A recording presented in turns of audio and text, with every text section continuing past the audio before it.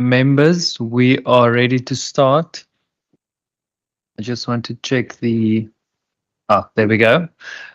We are ready to start. Welcome to the Budget Committee meeting on the 27th of November 2024. If we can just start with a short round of introductions. I'm Peter Johnson. I'm the chairperson of the Budget Committee. Good morning, honorable members, and good morning, colleagues in the House. My name is Noko Masipa. I am a member of this committee. Good morning, Chair. Good morning to colleagues in the House and officials. I'm Leon van Wyk. I'm an alternate member of this committee. Good morning, Chairperson, honorable members, members on that side. Good morning.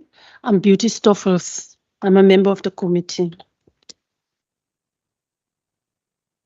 Good morning, Chair and colleagues. I'm Basil Pietrus. I'm a member. Good morning, Chair. I'm a French Mbombo, member of the committee. Morning, Chair. Derek Basils, also a member of the committee. Thanks. Morning, Chair. Paul Swart, Permanent Delegate, Western Cape, NCOP. Thank you, members. Members on the online platform, please introduce yourselves.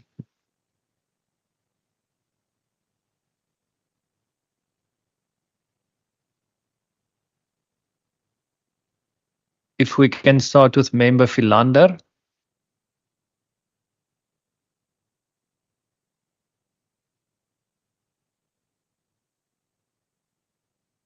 We can't seem to hear you, Member Philander. Maybe it's a sound issue on our side. If we can perhaps any of the other members on the online platform.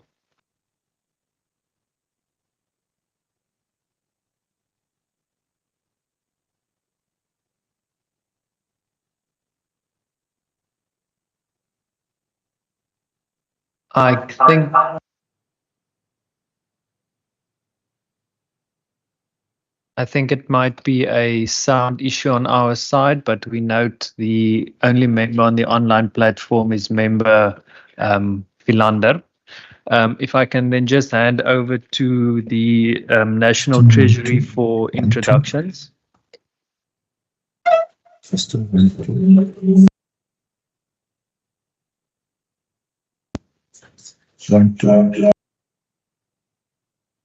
Thank you, Chairperson, for the opportunity and a warm good morning to the members.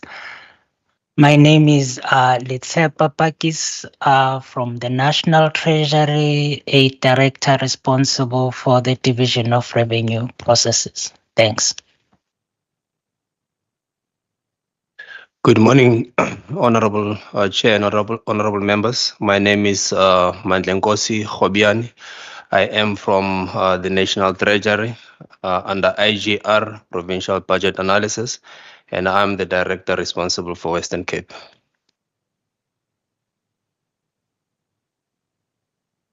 Good morning, Chairperson, members of the Budget Committee, as well as National Treasury colleagues. My name is Annalise Pick, Provincial Treasury. Good morning, Chair, and good morning, members of Parliament. Good morning to colleagues from PT, National Treasury. My name is Kenneth Mtsweni, PT, Fiscal Policy.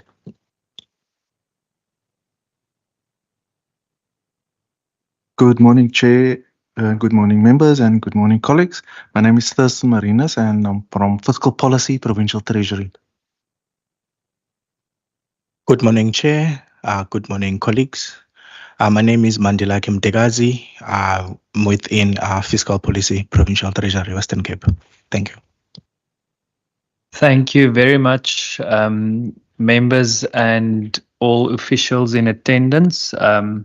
Just in terms of the apologies, we have not received any apologies for today's meeting, and we do have a quorum. Member Stoffel, something you wanted to add? Yes, Chair. I just want to forward apology for my alternate, Member Nkondlo. She's a bit late. Thank you, Member Stoffel. We noted. Members, we will get into the presentation for this morning. We will be briefed by the National Treasury on the division of the Revenue Amendment Bill. After that, we will listen to some inputs from the WCPP NCOP delegate, Member Paul Swart. I will now hand over to the National Treasury for the presentation. Thank you.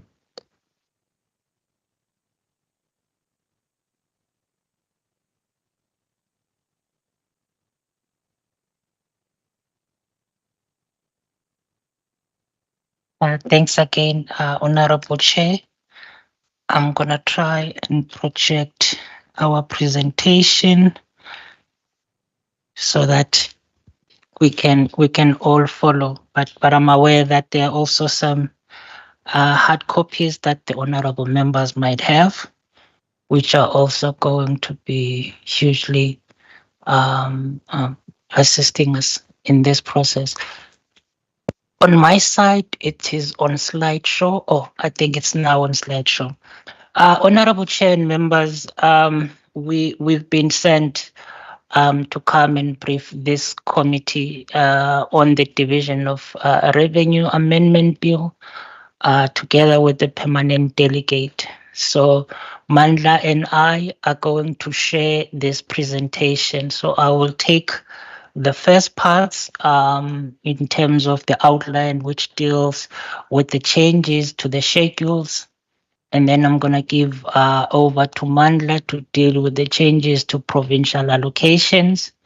And then I'm going to come back again, honorable members, and deal with the local government allocations, as well as the changes to the Gazette. We have included, honorable members, annexures. The annexures are for your information. They do not form part of the bill itself. They are to enrich your understanding, one, in terms of the framework for funding disasters. That's been quite a topical issue. So we thought we should include the details that speak to that. And then the parts of the annexures as well are dealing with what was presented as part of MTPPS, but not necessarily affecting the current financial year, which will then give you a flavor of what is to come in terms of the main budget. So all those numbers are still subject to some confirmation. They can only be confirmed once the minister tables the main budget in February. But you would get a sense already from there in terms of what the current discussions are looking at. This particular slide, honorable members, firstly, it is a slide that should assist you when looking at the Division of Revenue Amendment Bill itself.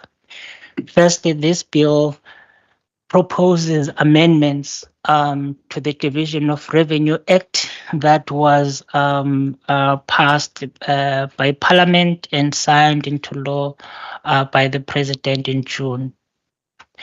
It proposes changes to some of the allocations that at the time of the main budget we would have brought to this house and asked that you consider in terms of adopting. So it has individual allocations to municipalities and provinces as well.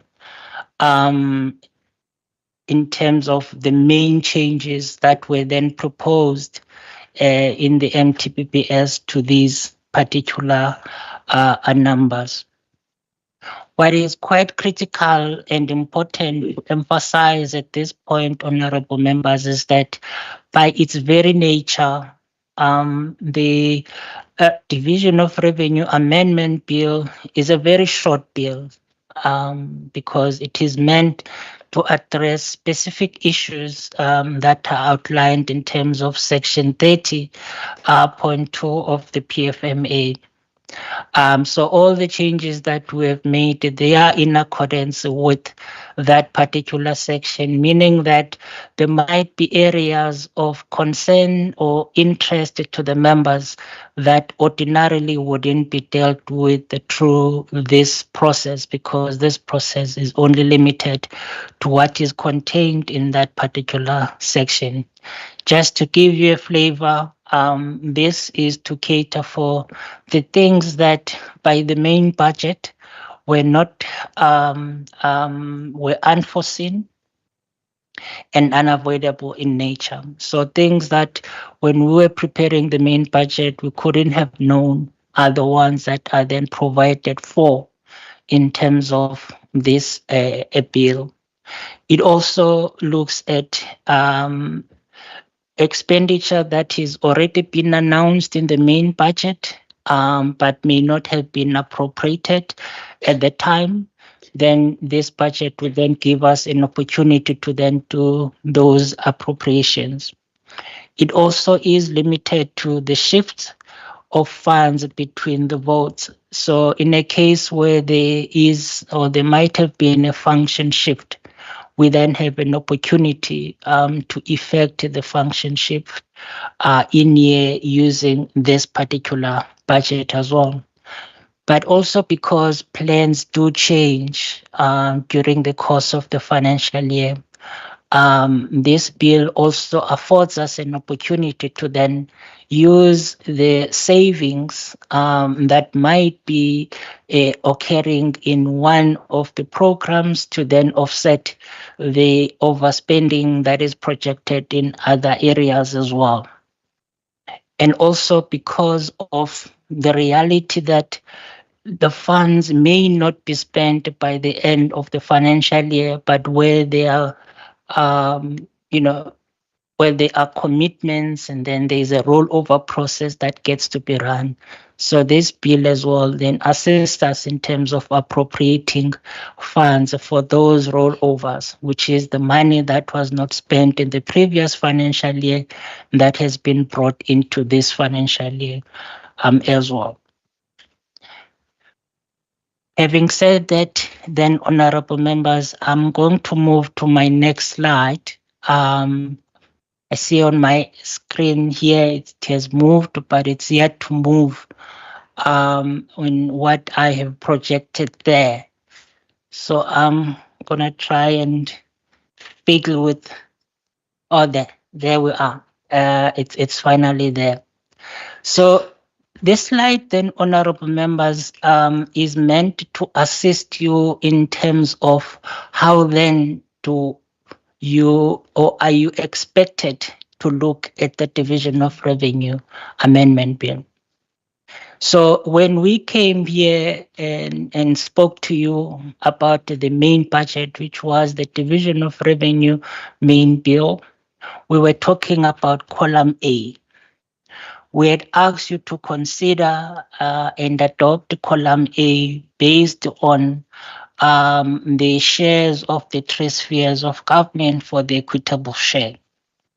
Now, the same column A is presented differently in terms of this amendment bill, because this bill then proposes changes to the allocations that were in column A. How then that is portrayed in the bill itself is that instead of having the one column A, we now have three, or column A broken down into three parts. The first part would then show what was originally appropriated in the main Division of Revenue Act, and then the proposed change would then be shown as the second column, which is then named adjustments. As you can see, there are no adjustments that have been proposed to the provincial as well as the local government spheres of government in terms of the equitable share. And the outcome, meaning the new budget now, if you are interested in knowing the new budget for this financial year, in terms of that column A, you would then have to look at the adjusted allocations column, which is now portraying what is the new amount that will then be provided to the provinces, municipalities, and national in terms of their allocation for the 2025, 2024-25 financial year. It's quite important to note that then, honorable members, that each of the allocations where there are changes, that is how you should be reading the changes. So where there are no changes, the main allocation as well as the adjusted allocation would then be the same, meaning that there are no proposals that have been made to those allocations.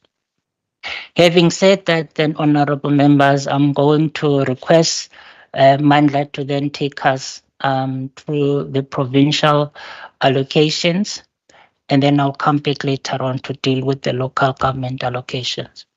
Thanks. Thank you, Dr. Pakis. Honorable members, the slide before us is actually showing us the adjustment that were done to the provincial allocations. And when you look at it, we had two adjustments that were actually done. The first one was on additions, and the second one is actually the rollover.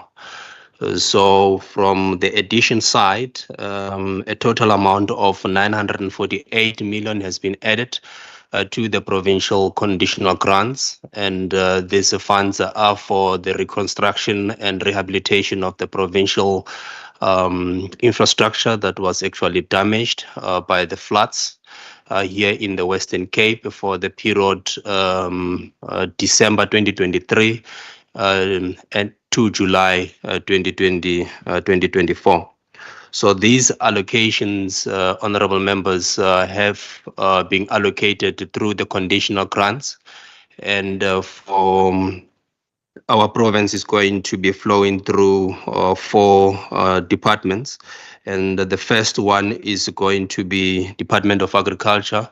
The conditional grant is Comprehensive Agricultural Support Program, which is actually known as CASP. An amount of 300 million is allocated there that should be able to assist the department to deal with the infrastructure damage that they have for the department in terms of your river protection and the others. When it comes to education, an amount of 70 million still for disaster has been allocated and is going to flow through education infrastructure grant.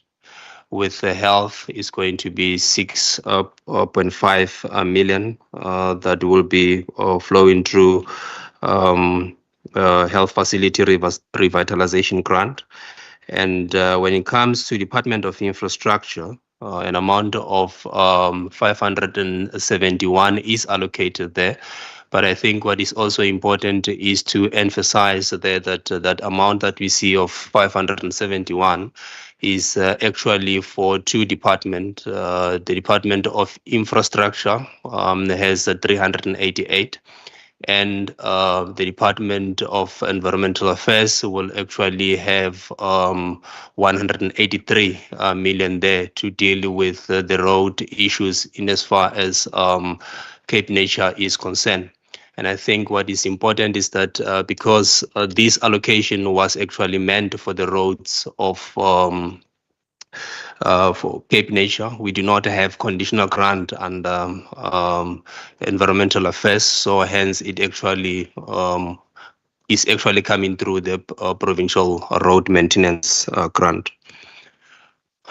Still on additions, honorable members will remember that earlier this year we came to present, when we were presenting the Division of Revenue Bill, that an amount of 251 million has been made available for our rapid build our rapid school build program in the province.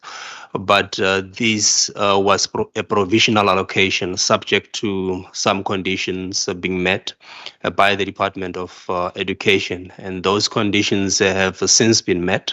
And this is now flowing through the adjustment, the 251.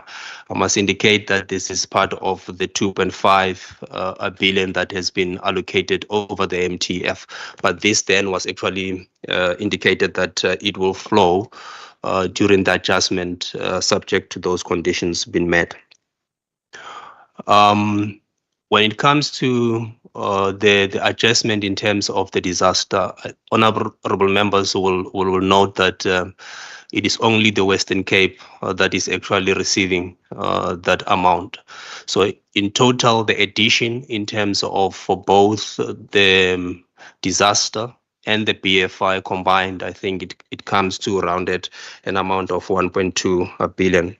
Rollover, there is an amount of 37 million that has been rolled over to school infrastructure backlog grant that would actually be going to Eastern Cape.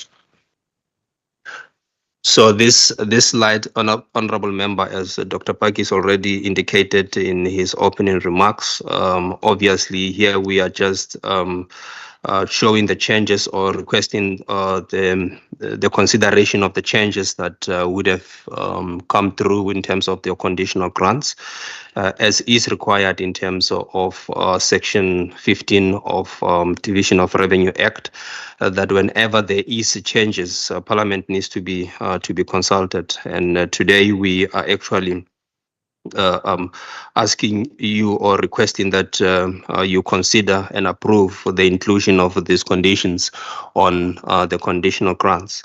The conditional grants that I have already made mention of, your comprehensive agricultural support program grant, education infrastructure grant, health revitalization grant, and provincial road maintenance grant, that an amount of 948 million has been earmarked to deal with the issues that relates to the floods that we had here in the Western Cape for the period December 2023 to July 2024.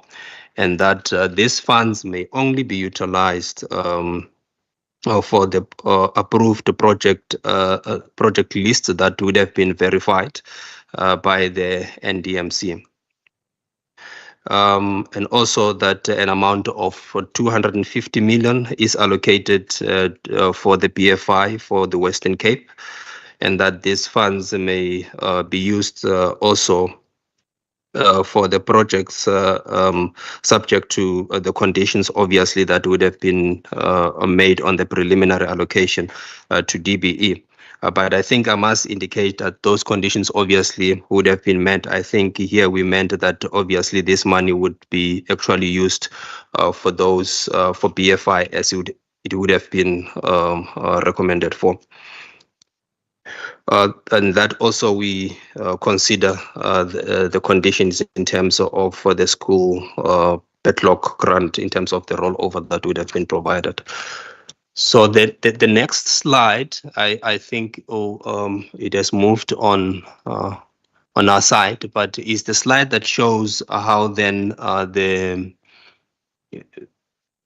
total allocations would have been adjusted in terms of the table to show that in terms of equitable share, obviously there is nothing that is coming as an adjustment for the province. But when it comes to your conditional grants, as I have already indicated, you'll see agriculture, the 300 million is there. And for education is 321. Honorable members will remember that I made mention of the 70 million from the disaster, and also your 251. So when you add the two, then they will give you a 321. So for health is 6.5 million, and for transport under provincial road maintenance grant is 571 million. And this, as I have already indicated, is for two departments, for Department of Infrastructure and Environmental Affairs. Thank you very much. Thanks, Mandla.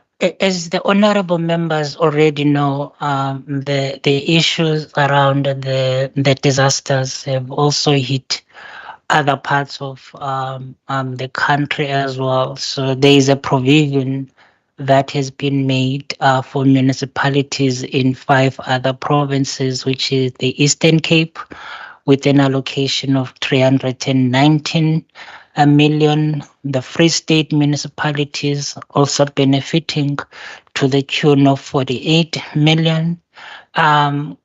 Municipalities in KwaZulu-Natal also receiving 152 million. The 4 municipalities in Limpopo also receiving 87.6 million. And the 4 municipalities in Mpumalanga will also be receiving 76.6 million. So these allocations, honorable members, are arrived at after a process of verification that the National Disaster Management Center does, and then recommendations are made to the National Treasury to then make funding available.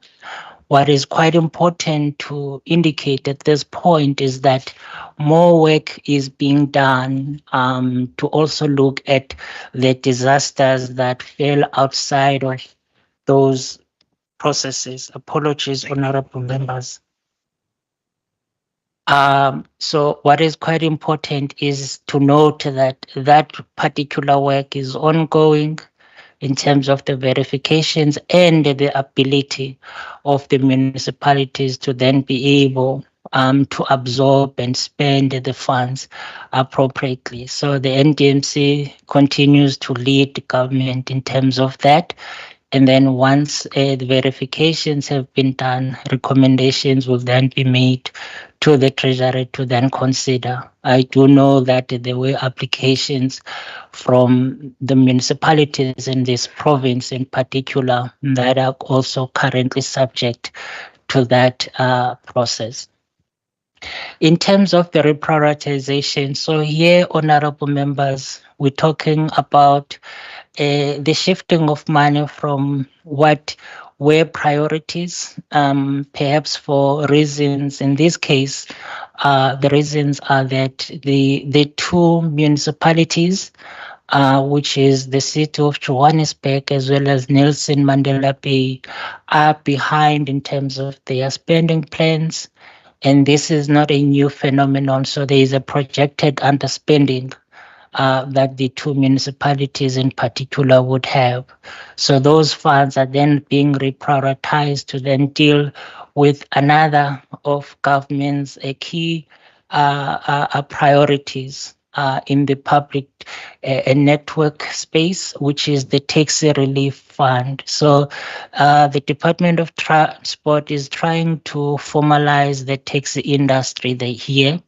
And during the COVID period, there was a promise that was made, which is making funding available for that process. At the time, the agreement was on close to just above 700 million, but those funds were not spent. So this 300 million is starting to address that over the MTF as well.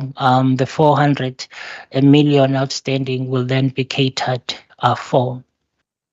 In terms of the rescheduling, honorable members, we have a very good working relationship with the municipalities. In the BFI space, for instance, we received a letter from Drakenstein local municipality requesting that the money that they were meant to get in the current financial year of 225 million, that we consider pushing it over the MTF as they do not have the current capacity to spend that money. So to align with the plans and the cash flow projections, we then allow them to do that. So we are reducing their allocation in year, but that does not change the plans and the projects that were meant to be delivered. All it means is that it's going to be pushed to the next financial years where we'll have to bring that 225 million back. Again, in terms of the rollovers, there's 29 million that is being rolled over in the Municipal Systems Improvement Grant. This is an indirect grant that is managed by the Department of Cooperative Governance. So here, this rollover is to ensure that the smart cities framework is done, the capital expenditure framework project that the department is assisting the intermediate cities with are done as well, together with some other projects around the DDM in terms of data management projects and so forth. Again, honorable members, as already indicated, because of these changes to allocations, they also necessitate changes to the frameworks that guide these conditional grants. So we are asking that you also allow us through Section 15.4 of the Division of Revenue Act that we apply the necessary changes to the frameworks. In the cases of disasters, we are earmarking the funds to ensure that they are only used for the purposes that they've been set. But also for the case of Frankenstein, where the allocation is being reduced, we will be changing the baseline of that grant in that framework so that it can show or correctly show the reduction in terms of that particular earmarked funding. Again, in terms of the public transport, the reprioritization there would then also change the baseline of that grant, because that money moves from the grant towards the taxi revitalization program, meaning the grant will have less than what it had originally. Therefore, we need to change that baseline. Also, as it relates to the Municipal Systems Improvement Grant, we have to add to the allocation there so that the baseline reflects the additional 29 million that has been allocated there. This particular slide it just shows the change to the allocations to these provinces, municipalities. So if you look at the main appropriation, which is all the conditional grants that then flow and are reflected in the current bill, and the resultant implication for them is that for the regional park infrastructure, which is where the change to Frankenstein is, there is a net change there, which is a reduction of that 225 million, then thereby changing the adjusted allocation there. In terms of the Municipal Systems Improvement Grant, again, we have indicated that that is an indirect grant, meaning it's being spent by national on the behalf of the provinces. But what we are seeing there is that there is a benefit to the municipalities in this province to the tune of 1.6 million from the 29 million rollover that was made. Honorable members, our story ends at this point. And thank you for the opportunity, Honorable Chair and the honorable members. Thanks very much. Thank you very much for the presentation. Honourable members, we will now move over to some questions to the National Treasury based on the presentation. Members, questions? I see Member Mbombo, I see Member Nkondlu, and a third one for the first round. We will come back to a second round of questions just now. Over to you, Member Mbombo. Thank you, Doc, and your team for the presentation. Because I'm not a finance person, so some of the questions probably you need to school me if it so happens that I speak out of 10. So confirmation is that for the Western Cape, it's the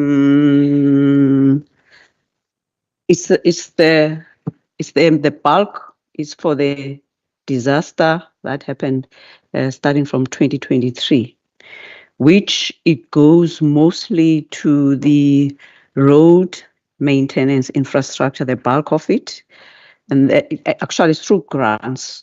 It goes to the agriculture, that support program, and then we have got the health revitalization, and then you have the other money which is part of the BFI for the education. That is mainly that. So it's about giving the money that was due in the previous year. So which is what we're talking about. So it's mostly the bulk infrastructure related to the disaster. So there is no money for the current problems. Just to make an example, we have been grappling with, as provinces, with the issue of the wage bill, which was not covered fully by the National Treasury in terms of the public servants. So there's no money for that. 2, we also have been grappling with the issue of especially with the populous provinces in regard to the new year enrollment, because the new year, not the new year, I mustn't put it like that, because we talked finance now. So at in January, which is the last quarter of the budget year, that's when actually there's a high level of the school enrollment, like in Gauteng and Western Cape is one of those. So you are saying that there is no money that is being adjusted for such, but you only talk about the sanitation. You made a mistake there. You said Eastern Cape, or was it us? That sanitation for the schools. You said in that page, you said Eastern Cape. Is it okay? Eastern Cape, not Western Cape. So there's no sanitation thing for the Western Cape. It's because you put it in the page of the Western Cape. So the money that you are talking about, so it's related to the school, is that part of it. So there's no money for the service pressures, like in terms of the enrollment. And then thirdly, you spoke about the issue related, I'm not sure which municipalities you were quoting, that you also take into consideration that for the in-year, you are very cautious that some of the monies, potentially they might not be utilized at all. Because you are only, if I take out December and January, which is the holidays, it means you are only left with 2 months, because by March, you're supposed to have used all the money. So have you also considered in regard to when you are giving us the 900 and something for the Western Cape, specifically on the road and maintenance, that was long overdue from the previous year. So I think 900, the whole money is about 948 something million in regards, which is to be utilized around that. Would you be able to assist in regard to probably spreading that money, or as Treasury will be saying that use that 900 and something by the end of March, or else return it? So will you be able to say that it could be spread into 2? And then the last one on the public transport. Is the Western Cape getting anything from the public transport network related to the taxi industry?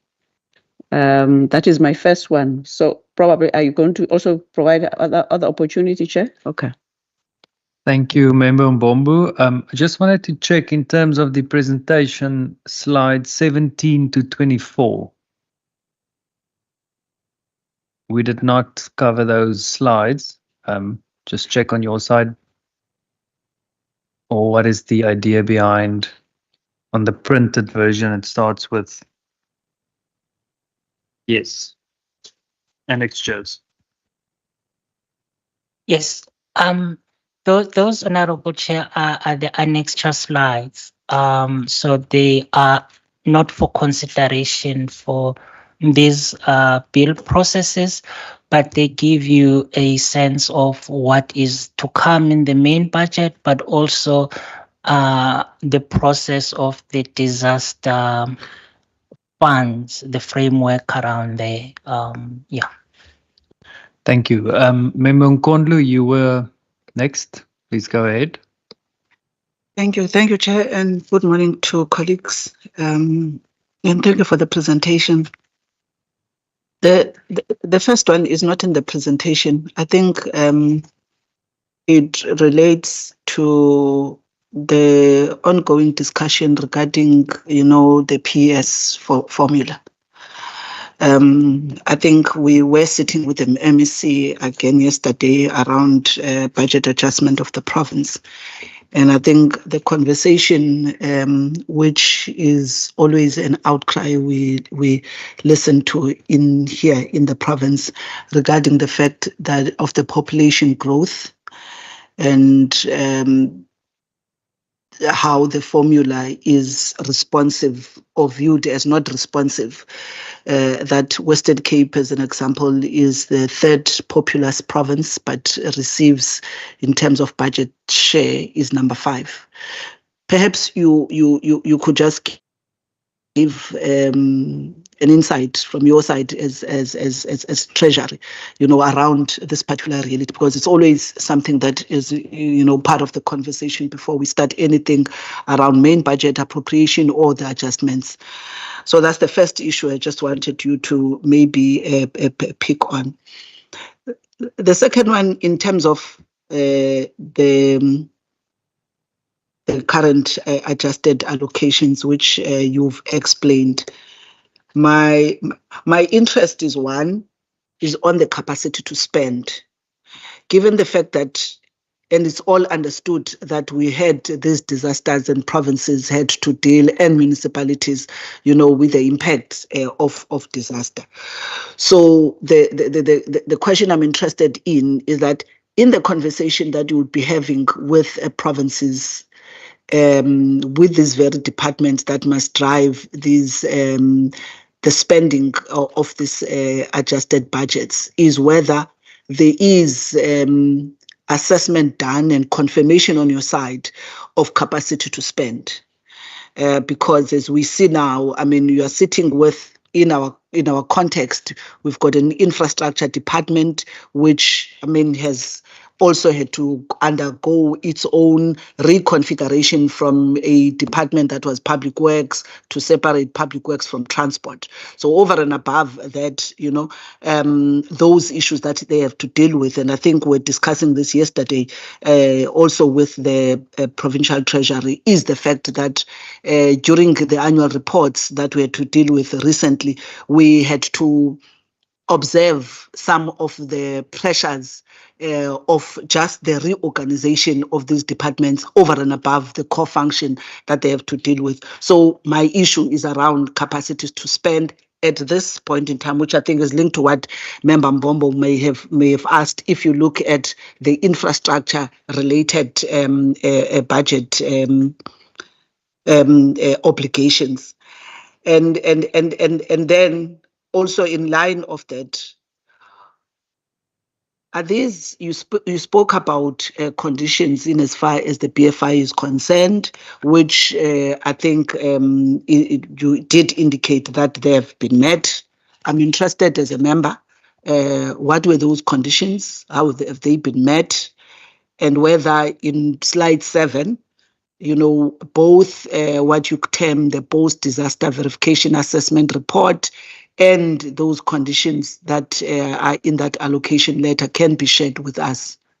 so that we can be able to have access and read for ourselves as part of, our own oversight. Thank you very much. Thank you, Member Nkondlo. I saw Member Masipa's hand. Please go ahead. Thanks, Chair. Chair, mine is very, very short. Thank you very much for the presentation. I really love the page 17 of the annexure.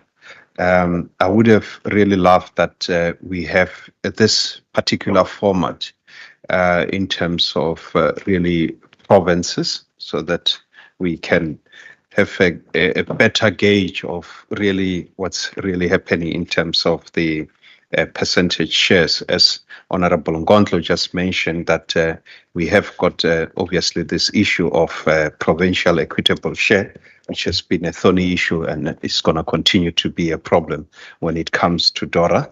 As here you have kind of really stipulated quite nicely with regards to what the national department is getting, what the province is getting. But if we can get that province, into a breakdown to see, what's really each province is getting, this similar slide would really help us in the future. It's just a recommendation, Chair. It's not really a question from my side. Thank you. Thank you, members. I think let's do the first 3 questions and then we'll come for second round. Over to you, National Treasury. Not who's going to do the first ones.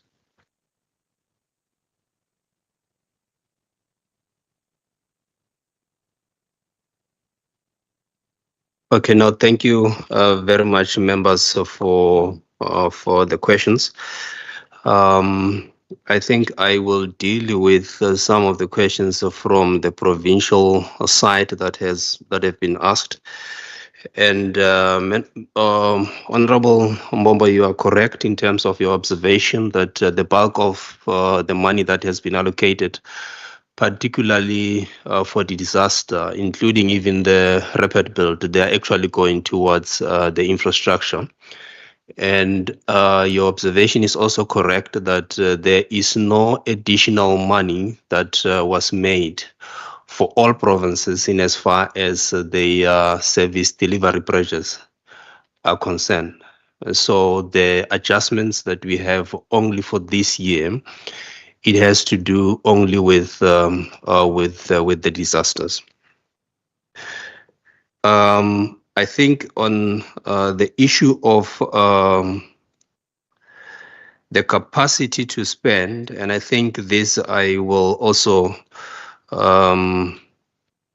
combine it together with Honorable Mbombo and Honorable Nkondlo on the capacity to spend and the possibility to spread the money throughout the years. We are also concerned in as far as the spending in terms the capacity to spend the money in here. Provincial Treasury has also written to us in as far as this is concerned, requesting that this allocation actually be viewed as a 2-year allocation. And we have also since responded to that. The issue of capacity, why is it a concern also to us, is that when you look at this money, it's actually 1 billion. It's 1.2 billion that is actually coming to the province. Considering the fact that when you look at December and January, they're basically half months. So you might actually have an issue there. But in terms of spreading the money for 2 years, obviously the money that would have been provided for the adjustment is strictly for the adjustment for this current financial year. So how that can be done for the money to be spent next year, it will be, because it's a conditional grant, it will be subject to the rollover process. That by the end of the financial year, if this money is committed, then it will be rolled over to the next financial year. So in a sense, we can't spread it, but technically you can spend this money in 2 years. That by the end of this year, you would have committed the money then you spend it in the next year. But to just spread it, it will be against the UNU prescripts to say how do we deal with the issues of unforeseen and unavoidable. So we can't allocate it over 2 years. So the issue of capacity, even ourselves, we are concerned, and we are just hoping that by the end of the year, these departments that have actually received the money would have at least been able to go through their procurement process, would have been able to commit the money, and the money would be rolled over to the next financial year. As a person responsible for Western Cape also, I will be worried by the end of financial year if this money is not committed, because it would then mean that the money would come back. And the question maybe that will ask is to say, will those damages be gone? No, they will still be there. But unfortunately, the money would have not been committed. So that is the only issue in terms of the capacity to spend. I think the issue of the equitable share, I will leave it to you, Doc, to deal with it. The issue of the breakdown in terms of provinces, I think that's what can be provided to the committee as well, because that's what we have.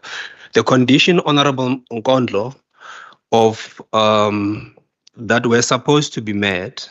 When you look at how the BFI works, one of the conditions is that those projects that you would have applied for, they should be shovel ready.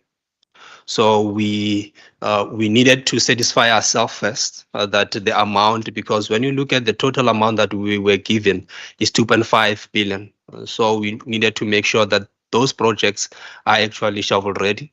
And we also came down to do a physical verification of those shovel readiness. And we visited some of the places where these will actually be built. And we also visited one of the prototype in terms of your rapid build school. I think it was in Fisher Haven, if I'm not mistaken, that site.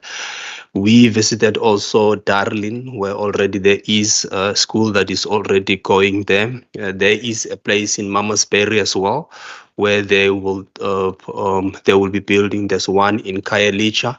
So those at least are the ones that we have actually visited. Number one, to make sure that do you have a space when you say you are going to do, because when you think of the rapid build, you must actually have a space to build on. So obviously we would not have verified all those pockets of land where they are going to build, but the ones at least that we could see was the fact that indeed there is that shovel readiness. And also one of the conditions was an option analysis to say that we wanted to see how have you considered that you would have to go the route of the rapid build, and then some of those also were actually demonstrated to us why you want to go the brick and mortar route as opposed to maybe other options such as your mobile classrooms and everything. So those conditions were actually met and were actually submitted to the BFI team, and they were also satisfied in as far as that is concerned.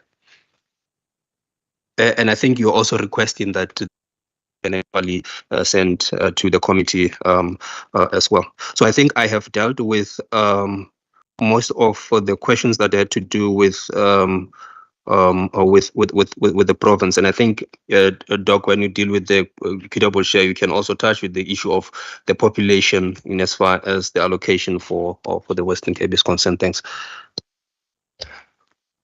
Thanks, Mandla, and thanks to the honorable members for the comments and questions. So Member Kondlo, you're correct. I think the issue of the provincial equitable share remains quite topical as well.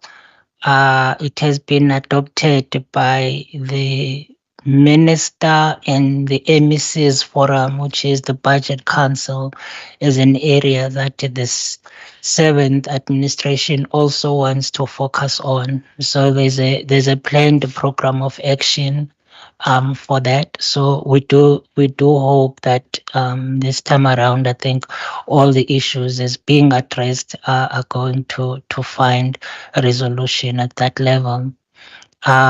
At a technical level, the honorable members, there was a meeting recently with it's the technical committee on finance to deal specifically with the equitable share.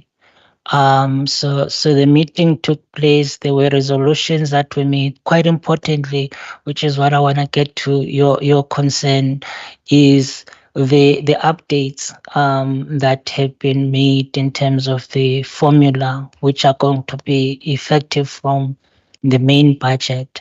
Were welcomed by all provinces in terms of the implications. Obviously, the Western Cape team was led by the HOD of the Treasury. So all the concerns have been addressed. There is a phased-in approach that was adopted because of the quantum of the changes that were coming were going to be obviously disruptive to the system, depending where you sit, really. Those that are losing their allocations because of the population dynamics, need time to then adjust their budgets as well. So the TCF has made some resolutions in terms of that. We will come and share those details with you when we come for the main budget in terms of the actual implications. What I cannot say for now, honorable members, is whether the Western Cape is now the third in terms of the allocations based on the population dynamics. I can't say that for sure now, but I do know that there are benefits to the province emanating from that work. However, the complexity that come with formulas, of course, that has 6 components is such that the expectations may not be met in as far as the driver being the population, but quite certainly we have updated the enrollment numbers, honorable member. So we may not be addressing that in the adjustments budget, but in the main budget, the numbers have been updated with the latest enrollment numbers that are coming from the Provincial Education Department as well. As endorsed by then the National Department of Basic Education. We've also used the State SA data, the latest 2024 numbers, to also ensure that we account for the latest changes in that space as well. So in a nutshell, the work continues to try and really grapple with the issues that have been outlined around the weaknesses in the current formula. But the latest updates do address the main fundamentals in terms of the population dynamics and the enrollment numbers. I also want to add, honorable members, that there is also so much that the treasuries can do. So in terms of the disaster funding, I think this budget can be characterized as such that it's helping the spending agencies respond to the issues of disasters. Whether that actually happens or not, doesn't really lie within the control of the treasuries. I think from our side, we've done the assessments together with the NDMC, and there has always been from the spending agencies an appetite or a promise that, we've got the capacity to deliver on this within this financial year as well.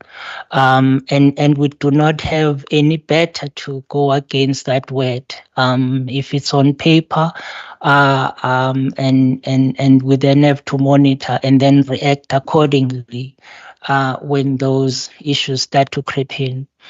Maybe not in this province, but there are some issues that we experienced in George around the allocations for disasters. And these issues are sometimes outside of the control of the municipalities as well.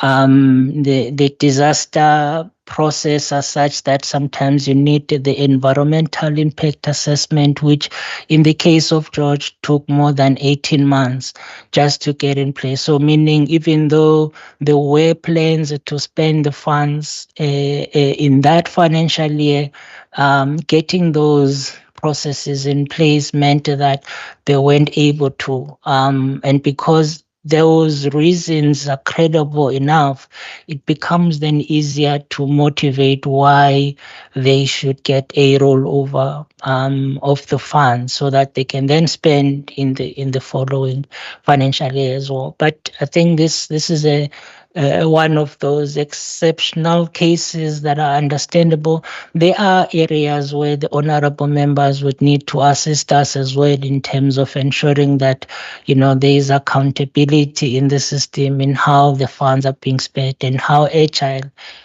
the municipalities and provinces are able to respond in terms of the disasters. Because from where we're sitting, when a disaster strikes, all hands on deck. It should be a question of all the disaster, we trigger all the relevant disaster prescripts that will help us to be able to respond. It's not a normal situation, but we do find that it's being treated as a normal situation, and the disaster prescripts are not being triggered, to help in terms of how agile we respond there. So that we continue to monitor and really advise and urge the spending agencies to be able to do that. I also want to add, I think I did mention that there are some considerations currently around the disasters that occurred recently, maybe after July 2024 now. So those are being considered, and the response parts are being made available as part of the normal budget processes, because already there is an allocation for the provincial as well as the municipal disaster response that is waiting to be triggered once a disaster has occurred. But what we're dealing with here are more the long-term fixing and reconstruction of the assets. So that takes longer because there needs to be better plans, better assessments that are done for that. So the budget process, the normal budget process, will then be able to deal with all those other issues. And we hope that, when we come here in February, we would come with, more responses that help to deal with all the other disasters that we have experienced as a province. Thanks. Thank you very much, members. Second round of questions. I saw Member Wessels.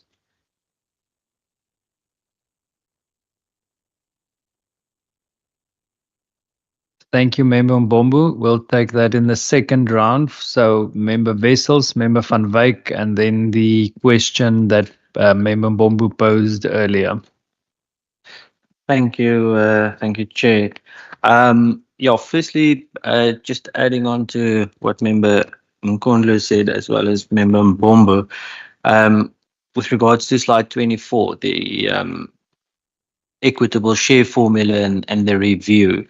So I know in the future work block, there's a couple of points listed there, but most I don't see anything specific pertaining to population growth of provinces and how that weight is being calculated, and the review of the weighting, not necessarily based on the population size, but the population, the growth of the population. The growth of the population. I mean, Western Cape is the fastest growing province, so that places a severe strain on the service delivery capabilities, and whether we foresee a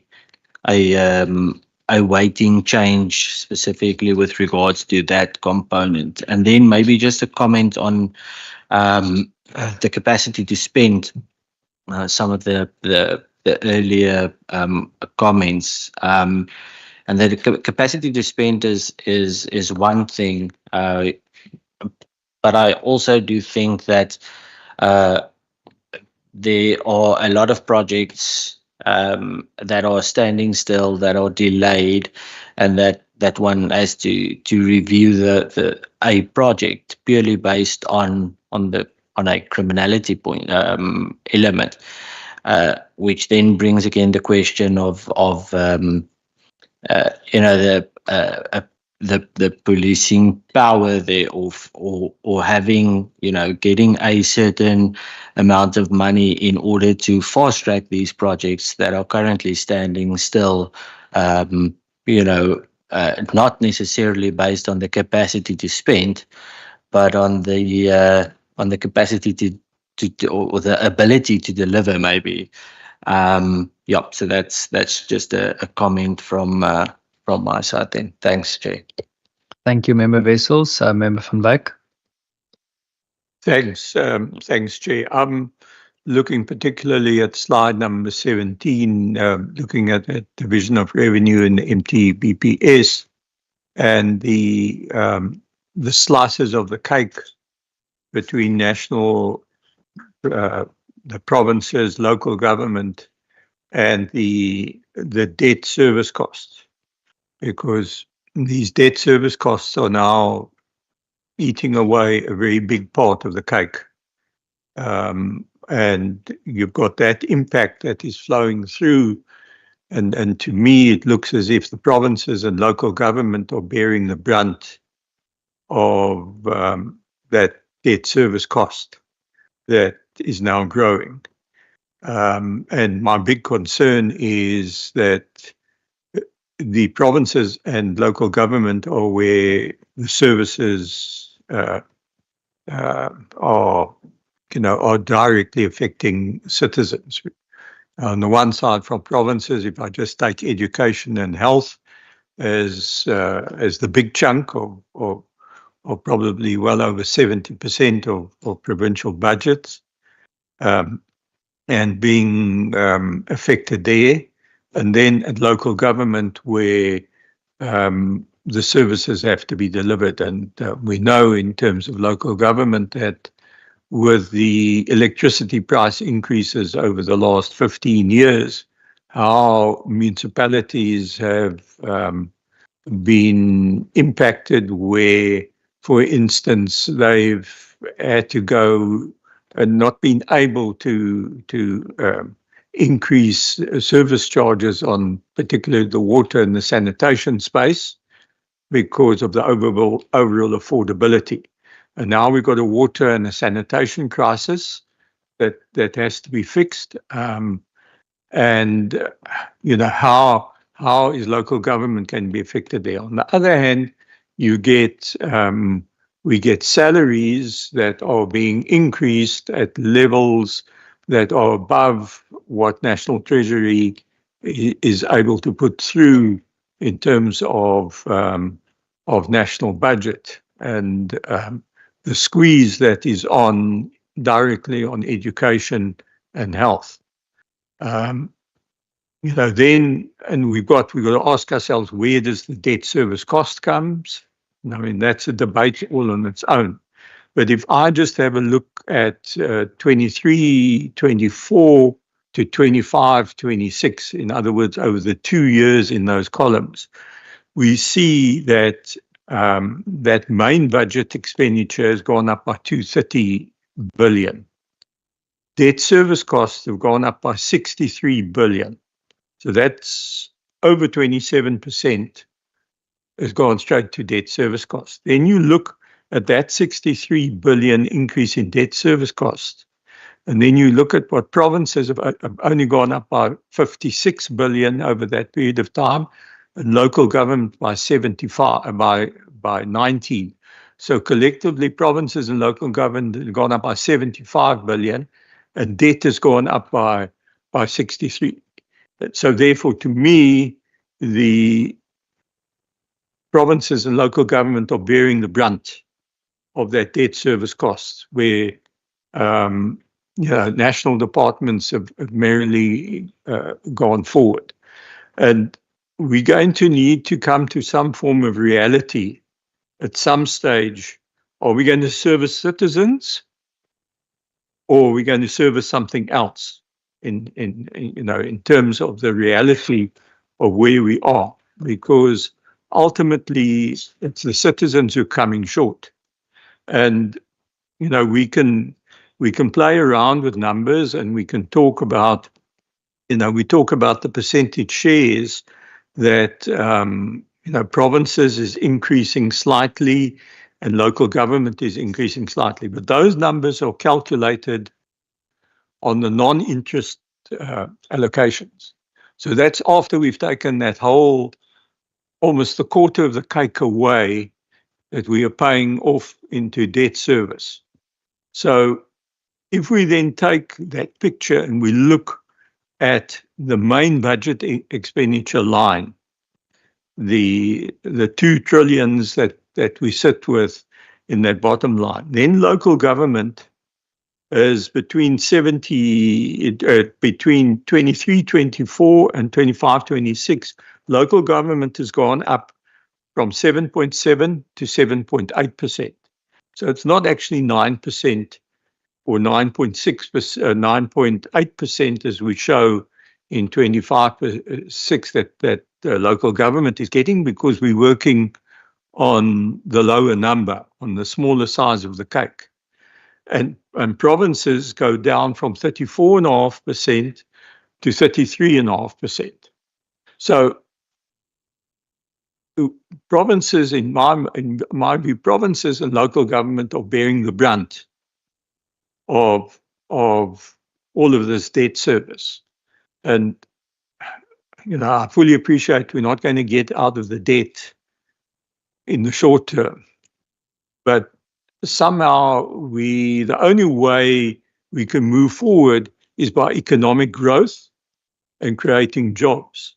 And at this stage, we are stymieing provinces and we're stymieing local government in terms of their resources to do what we need to do. And, certainly if we go to local government, we're going to have to fix water and sanitation. We can't wait for 10 years to go and fix water and sanitation. That crisis is here now. And there's going to be that level of support, even if one brings in private sector funding to do it. That level of debt is going to have to be paid back. And municipalities, local governments going to need that level of support. And at the same time, we need to keep educating our citizens and keeping them in a healthy state to be able to do the work.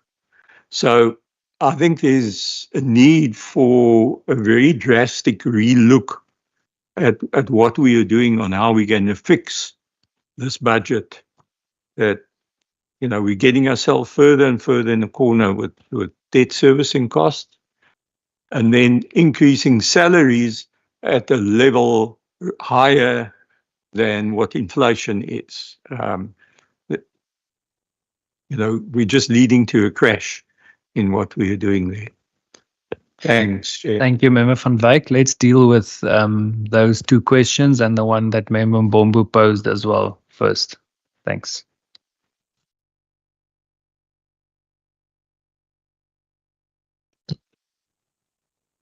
Okay, thank you very much, honorable members, for the questions. An honorable member,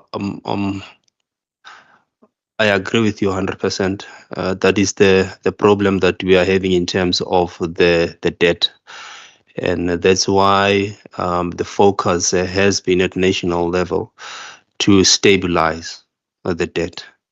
And it's unfortunate, there is the graph that we normally show that we expect that the debt would stabilize at a particular point, but that point keeps on shifting.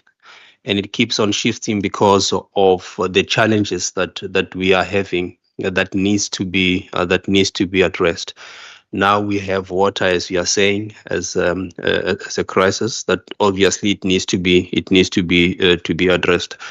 And also pointing back to Honorable Mbombo when she was saying that the service pressures, are we not putting any allocation to the service pressures that we are having?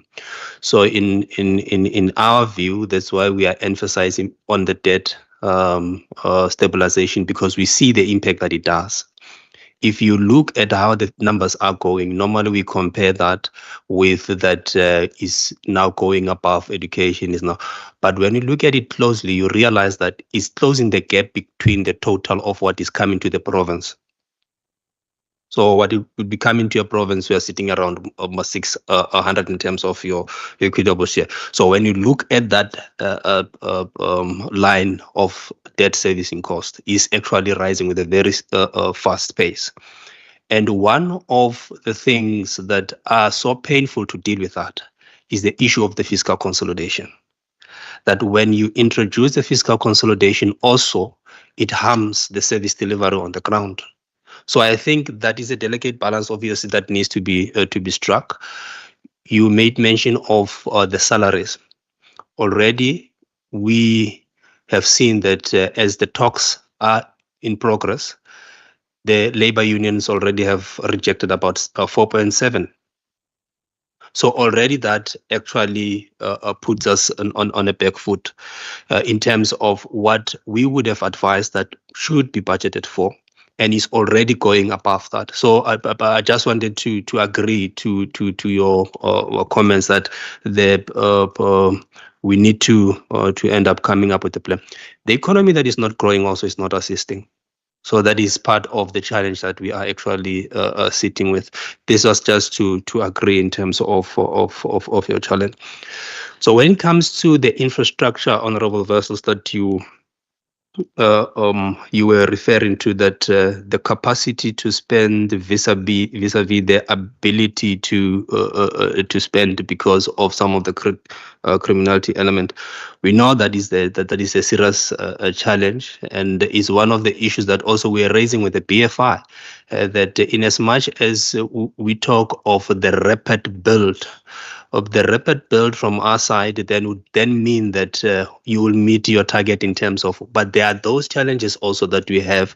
It's a known fact of the construction mafias that we have. So people are abandoning the project. So that is the challenge also from our side. In terms of how we deal with it, I think this requires all of us, both at the national and at the provincial level, to have hands on deck in terms of dealing with this challenge. Thanks, I think. Thanks, Manda. Thanks, honorable members. I think just to also weigh in on the debt service cost issue, it's a very delicate one, and it also speaks to the structure of our government as well. I mean, I take the point that the subnational, is feeling the pinch from these increasing costs, which, the funding that gets tied up in the social programs, for instance, is quite massive.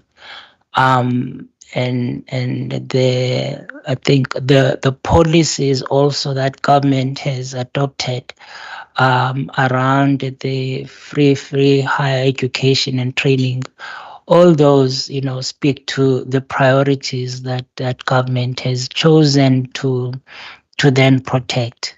It's as simple as that. If we are to be able to free resources,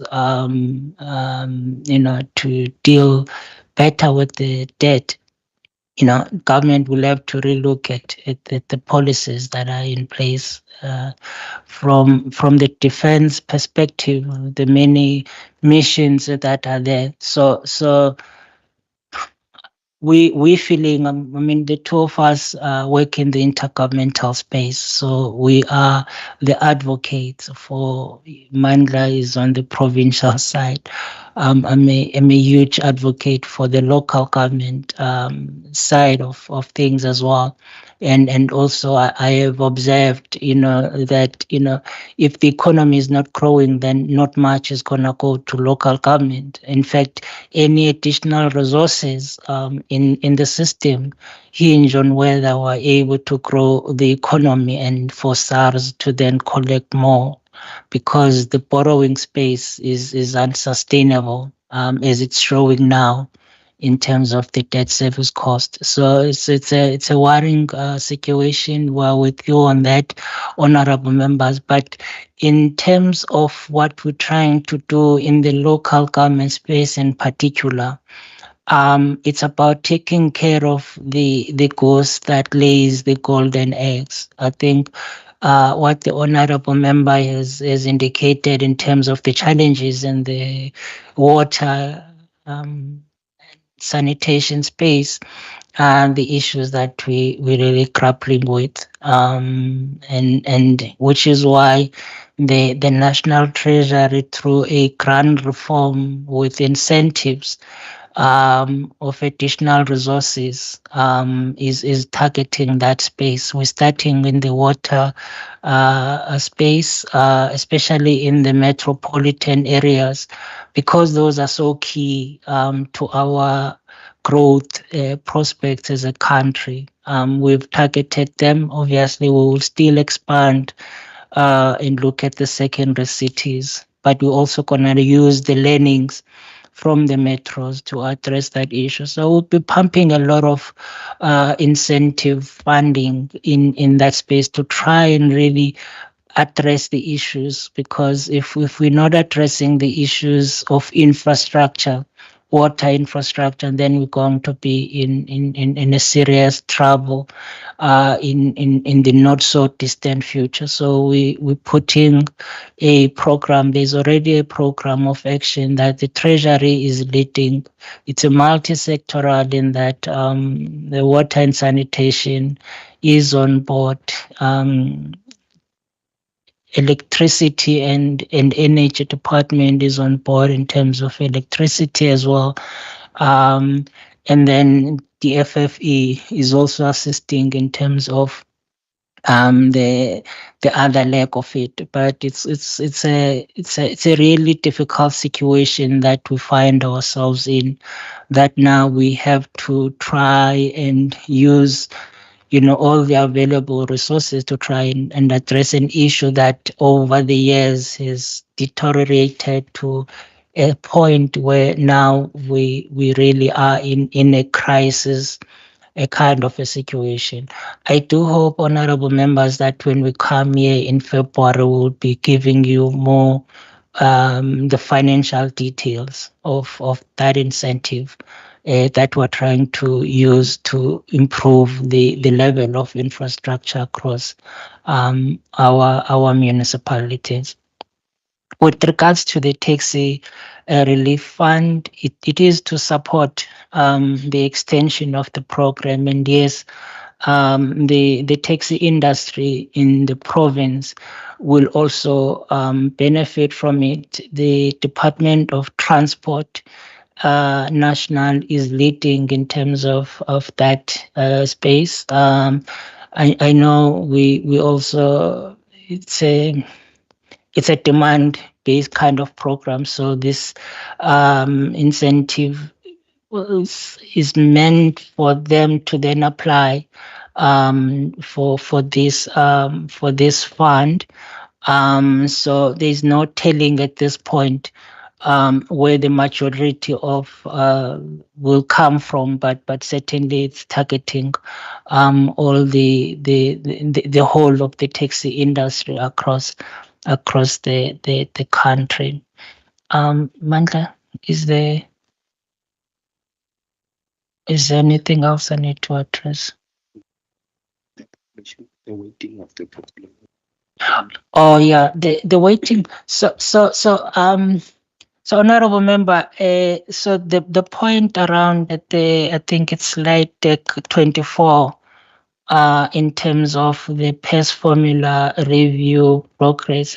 Indeed, it touches on the reform agenda that we have in progress. I know there's a task team that comprises of my colleagues as well from the PT, where we're looking at the next areas of the work in terms of where the focus should be. But in relation to the population numbers and dynamics, so these are addressed not as a reform. So every year we update the numbers based on the latest available information. So if you look at the education component there, so there is actually where we are updating the number of numbers in terms of that particular component. We do that across all the components based on what it is.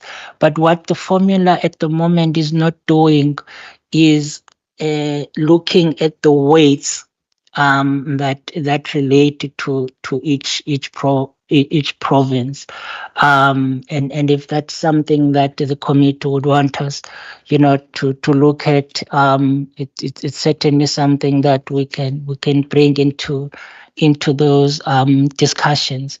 But as things stand now, the enrollment data is updated in real time with the real information every year as we go into the budget a year as well, to ensure that we will account for those changes there.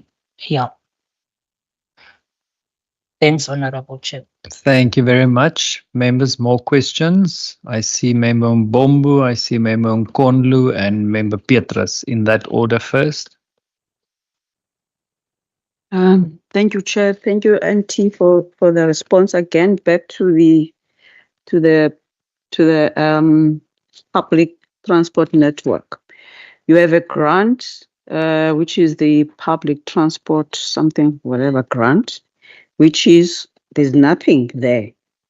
And then you have the public network grant, which you say goes to the taxi. So are you saying that one, it goes directly from national to the taxi industry? It doesn't come via the Western Cape transport? That is one, because I need to have an understanding, because on page, okay, I don't know, but anyway, when you look in terms of what you, in the columns of what you have provided, it's empty in regard to the Western Cape transport.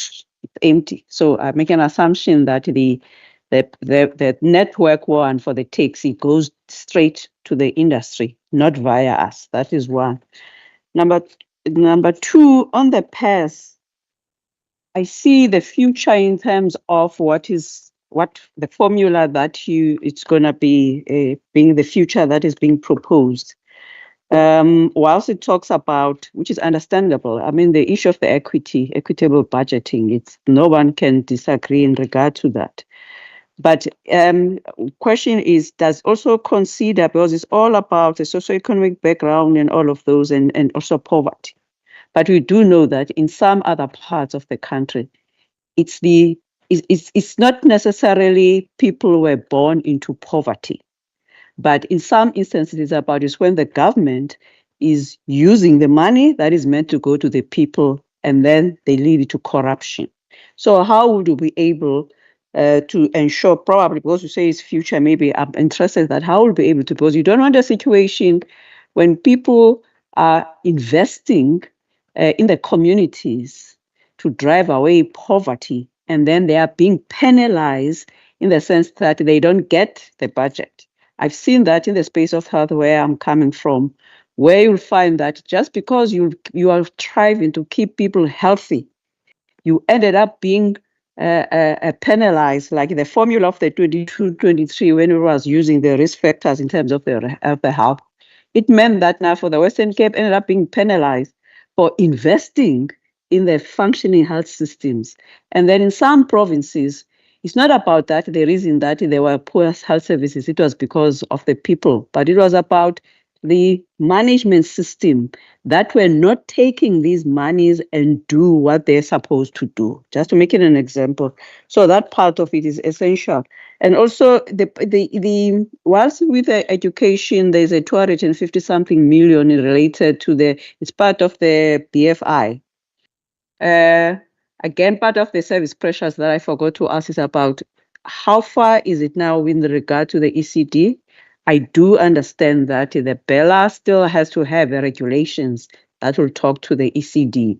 So does it mean that because there is no money now and everything is starting from the school start the next year, so it means that there won't be any implementation of the BELA specifically? It's not a bill, it's an act, specifically on the ECD, because I don't see any monies for the ECD. Still, whilst we are on education, that BFI, Western Cape submitted more than 10. I'm looking at you now, PT.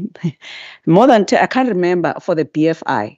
So when you look in terms of the page 18, like the health technology, it was part of the submissions related to the BFI, actually. But I see it's only going to come in 2027. I'm not sure about the Cape Town container terminal expansion. I don't know. I can't recall what was that. But generally, if you look in terms of the BFIs for the Western Cape, which is the technology for Tigerberg, when the Tigerberg, they are almost done with their PPP infrastructure. That money, that only is going to be effective on the 2027. But there were also other BFIs. For example, the older one was the Joste Hospital, because the one that now, that others that were submitted recently, there were newish ones, including the roads. But the Joste Hospital was part of the BFI, and I don't see that it's coming. It's being filtered. Still, whilst on the BFI, more details in regard to, because we don't want to be left around like under the various, we've got the student housing infrastructure program. We've got 4 universities here, plus also the TVETs. I think we've got 32 campus of the TVETs all combined. Although it's managed at the national level, because it's a higher education, it's not our mandate. But the issue when the students don't have accommodation, they call us as leaders that, yeah, we are sleeping on the floor at CPUT, but we need more details in regard to that part of the student accommodation. Similar with the Ukuvuselela, like Eastern Cape and Gauteng, a part of the BFI, I see they are getting money for the rail corridor. What about us? Because I've got the whole rail, because I'm thinking we're going to the Beaufort West sometime, which we have to look in terms of the rail outside the metro. I'm not even talking about the metro one. At what extent that we are not receiving that part of it for the rail, for the rail corridor. Thank you. I'm done now. I'm not going to ask any more questions. Thank you, Member Mbombu. Member Nkondlo. Oh, thank you, Chair. I think I'm covered on the question of the slide 18 on BFIs. I also needed details on the projects of the Western Cape, the Cape Town terminal, and I think Member Mbombo has covered me on the issue of the health technology.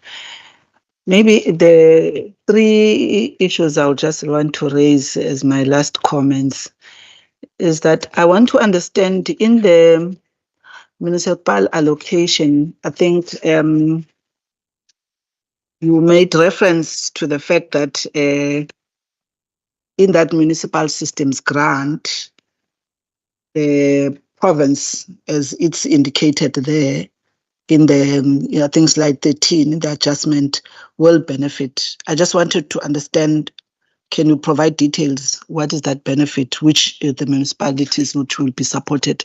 As you said, that this is money that would be in National Treasury on behalf of the province. If you can provide me with that detail. Second one is that in the infrastructure projects, because the list have already been submitted, both from the issue of the disaster and also the infrastructure in the school infrastructure projects.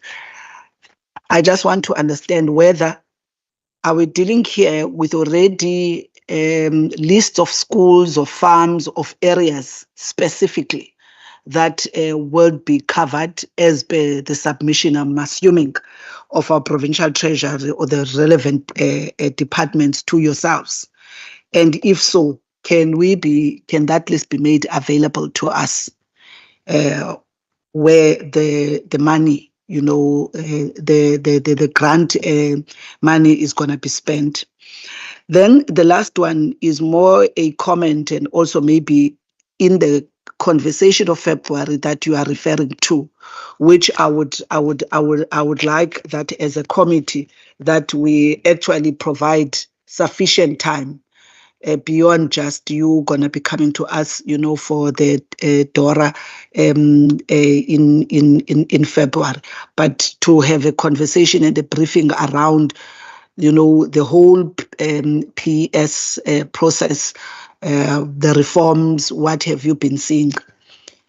Because the issue that I just wanted to bring into the conversation is amongst the perspectives, whether you look at it from, the debt and other consideration, is also the very issue of fiscal decentralization, which is encapsulated in the Constitution, that the various spheres of government have got particular responsibilities.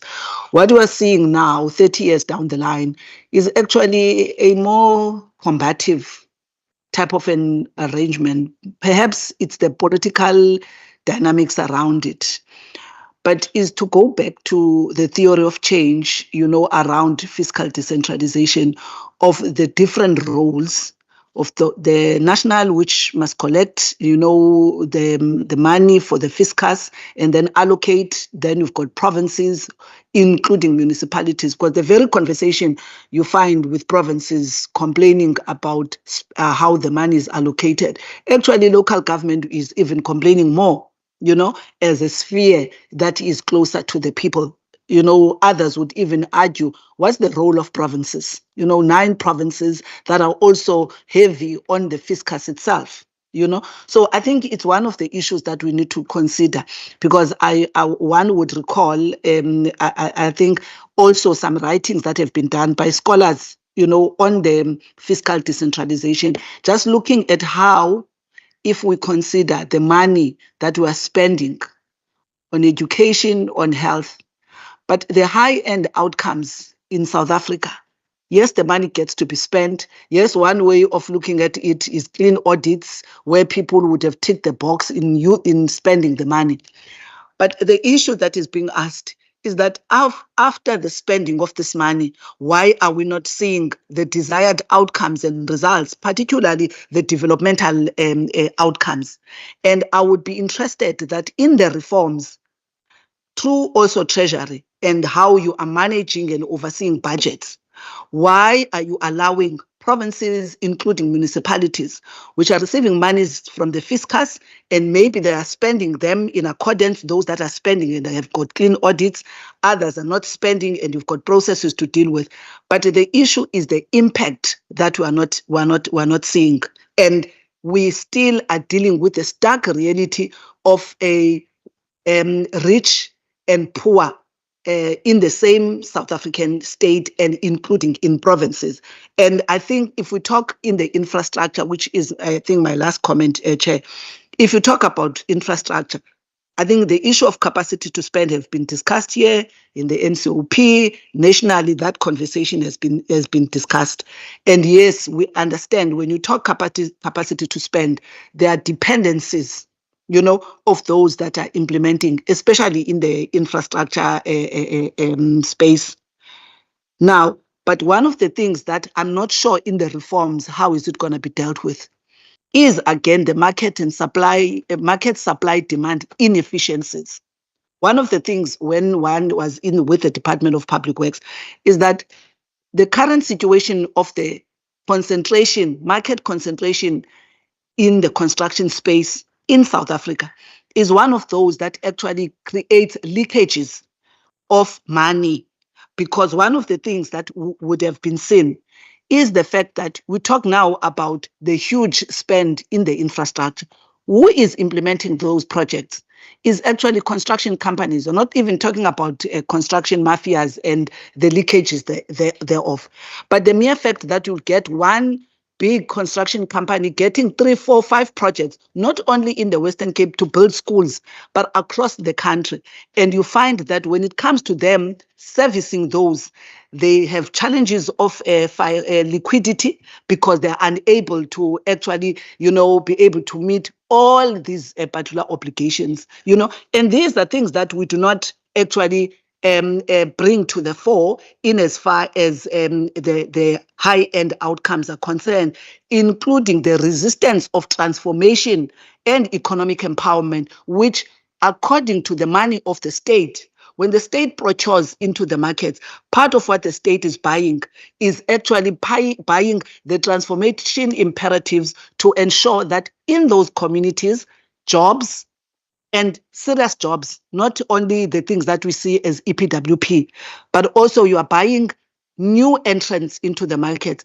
And we have not been, if we look at the economy that we claim it is not growing, we have not been having technical questions that are able to help us to also claw back on those losses in the fiscus that are done with the market concentration, in the South African economy. So I'm hoping in that conversation of reforms that will provide us also responses of how, from a treasury perspective, you are dealing with the procurement aspect and how it is delivering the developmental imperatives that every rand that government spend is buying not only brick and mortar, but it is also buying the other imperatives that needs to change the household realities in South Africa. Thank you very much. Thank you, Member Kondlu. Member Masipa, you had a question? Yeah. Thanks, Chair. I wasn't really going to make a contribution, but I think the colleagues have actually really made me to come to make this contribution.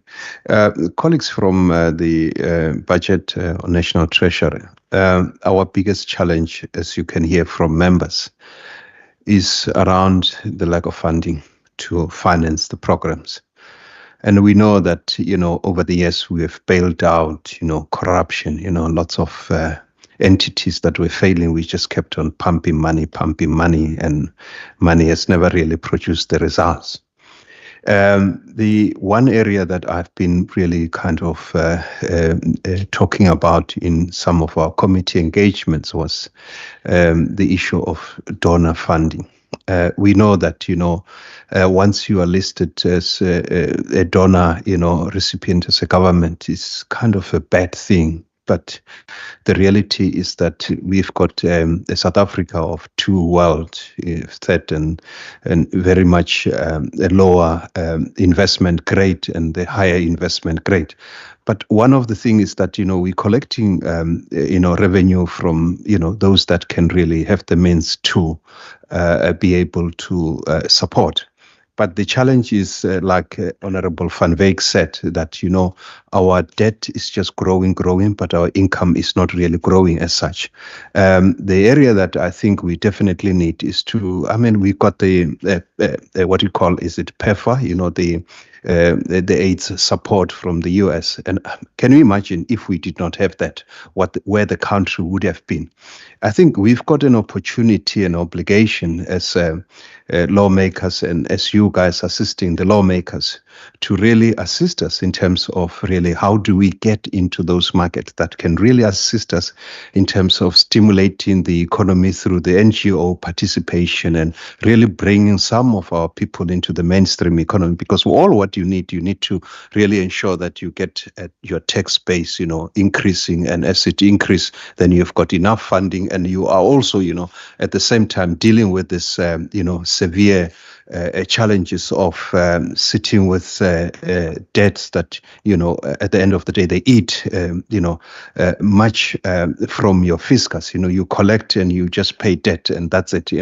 So I think it's not really a question, Chair, but really to say that maybe, colleagues need to really play a very meaningful role in terms of assisting in bill makings that will assist the municipalities, which might not really be able to go and raise capital in the open market investment. They are not able to, or even the areas that are not able to really afford this capital raising, but are able to raise the donor, which can be blended with some of the fiscus and also, the rates and taxes that are being, paid by the municipalities as such. And I think that way we could really find ourselves, slowly getting out of this quagmire that we are sitting in.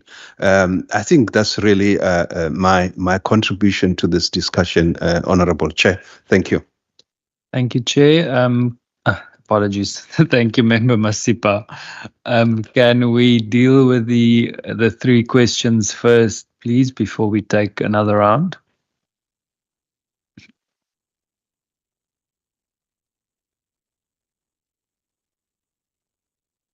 Okay, no, thank you, honorable members. I really see that you really missed us to come here physically.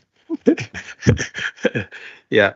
Okay, no, we really appreciate the comments and the questions, and I think the first one that I wanted to deal with was that of Honorable Bombo in terms of the BFI.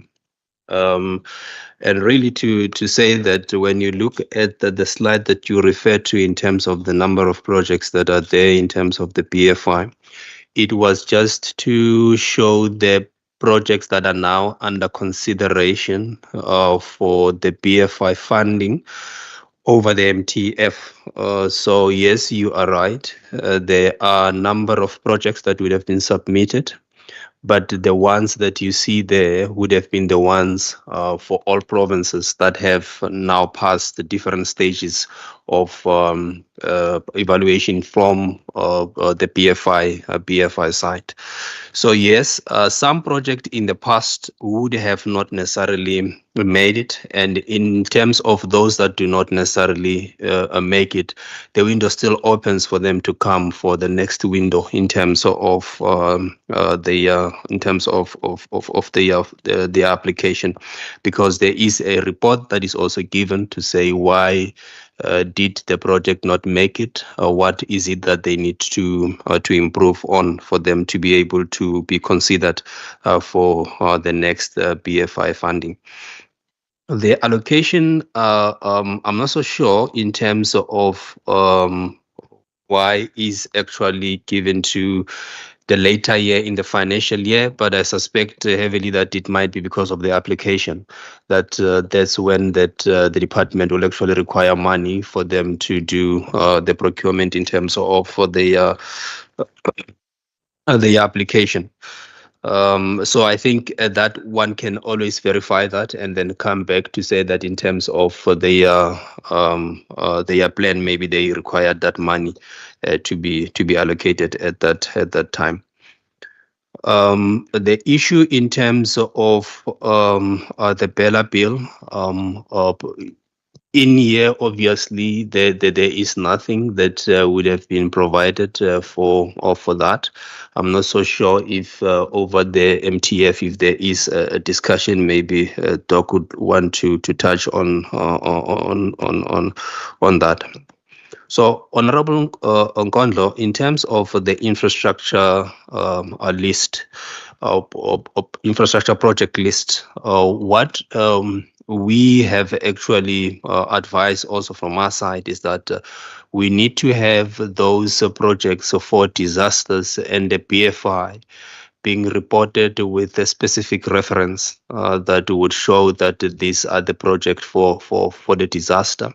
And between the NDMC and the province, also there would be that discussion in terms of finalizing that project of those projects list that would have been verified, because obviously there is a list in terms of what has been applied for, but those ones that we want to see them is those ones that would have been verified and approved by the NDMC.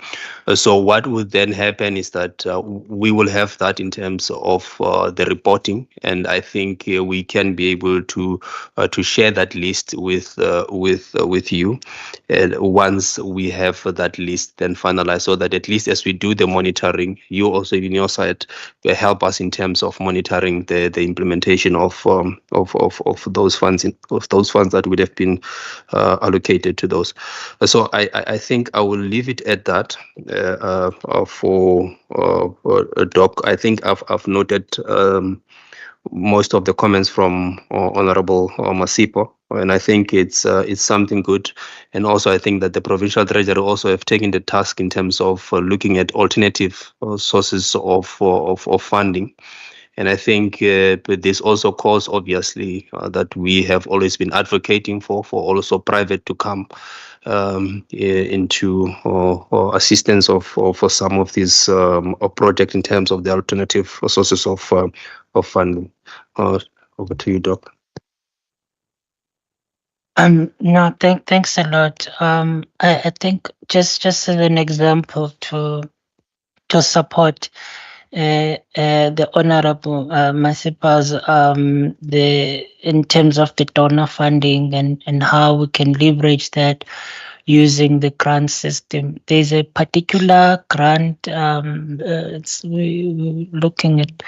It's energy efficiency demand side in the local government space, where we're using the levers in terms of the grant to then bring in the donors who were gracious in terms of also seeing that space around the demand side is less pronounced in terms of getting the financial support. So they've come on board.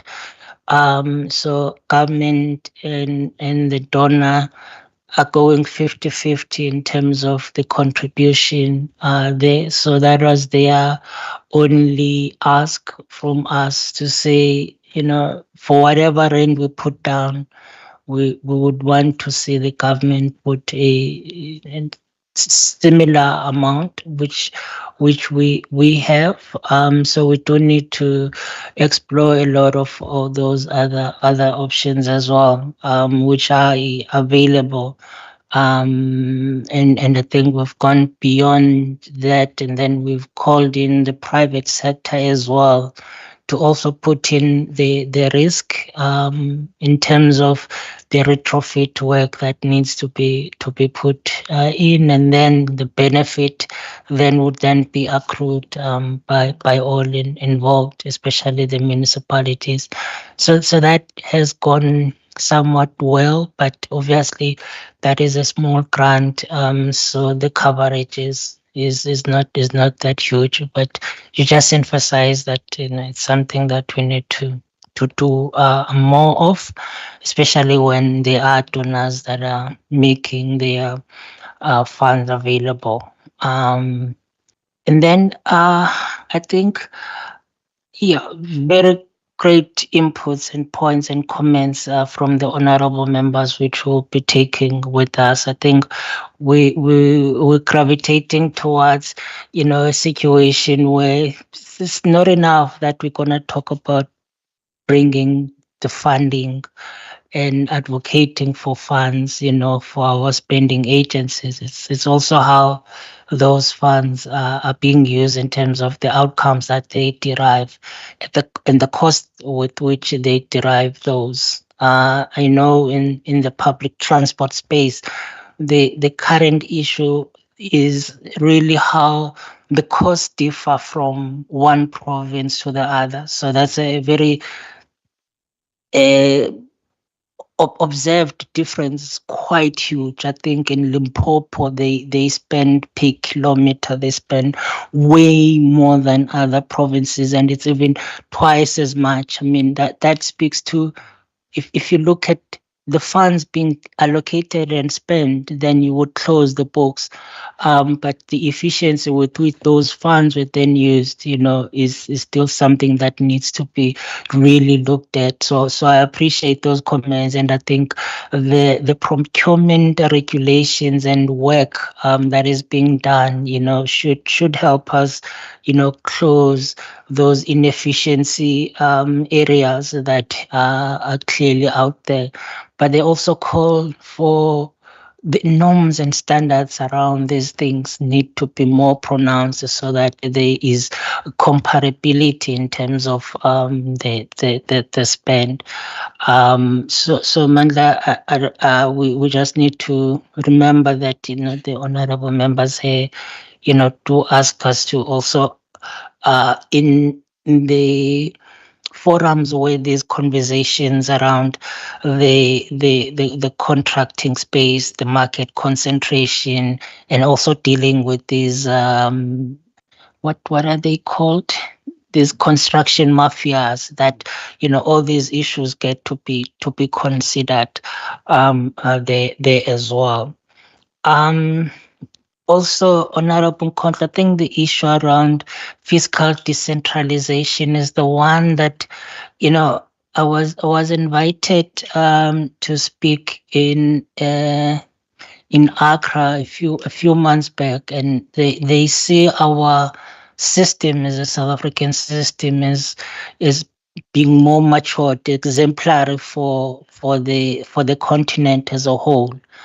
And it was great for that recognition, learning from other countries how they do it. I mean, I was amazed just to hear how we seem to have it together, but we know our system, has its own weaknesses as well, and quite the issue in the built environment. So the human settlement space and the public transport space for us have the intentions to decentralize those functions to the local government sphere have been met with questions around the capabilities of the local government to be able to take up and deliver on those functions efficiently. So there's a more, I think, the debates around the police on one side, and the willingness, because you could always raise questions around the capability if someone hasn't done something before, so there seems to be that reluctance, at that level to further implement the fiscal decentralization, especially looking at where the service would greatly be delivered. I mean, you would have thought by now that we would have sorted out the bus issues, with local government having the planning authority across, the all modes of transport, that it seems to make sense that the function should be devolved to that level. I think for the longest time now, the human settlements is also intention there, but now there's this accreditation framework that also doesn't seem, to find finality in terms of actually giving the actual powers to local government. But with the white paper review in the human settlement space, I know the Treasury has raised these issues as well, in terms of the assignment of the function and the decentralization, and where in the system, we think, these services are better served. So hopefully from those processes as well, there will be something that comes out.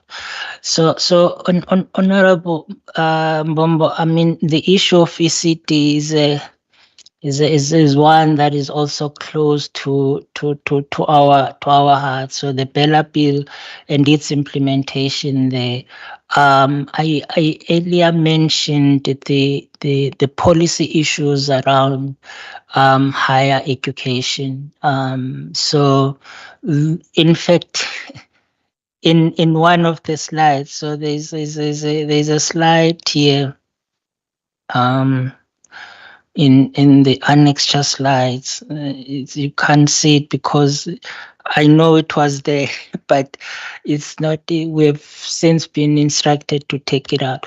So there was a first bullet before the 31. So as you can see that big space there, it was talking to the ECD.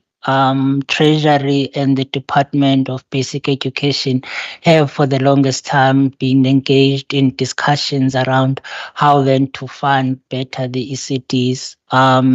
So there was a proposal there. I can even give you the numbers. The 10 billion proposal that was brought on board, which obviously because I think more discussions need to take place to firm up the number, but also to consider where the funding is going to come from as well. Has not made it through these kind of discussions, but back at the policy level, the Treasury continues to discuss with the Department of Education how to better fund the ECDs. So there's an appreciation of the implications of the Bella Bill in that sector as well, and how government needs to provide a fiscal response. It's another area we're hoping that when we come to you, there would be some finality in terms of the numbers, so that we can share those with yourselves. In terms of the PTNG, so the public transport network grant, just need to go to the actual slide. Just to explain what is happening there. Okay, there. So here, honorable members, so there is a grant. It's a fully fledged grant for the public transport network. So this grant in the province benefits, I think it's 2 municipalities. So that is the city of Cape Town and George. So the allocation you see there is for those 2 municipalities.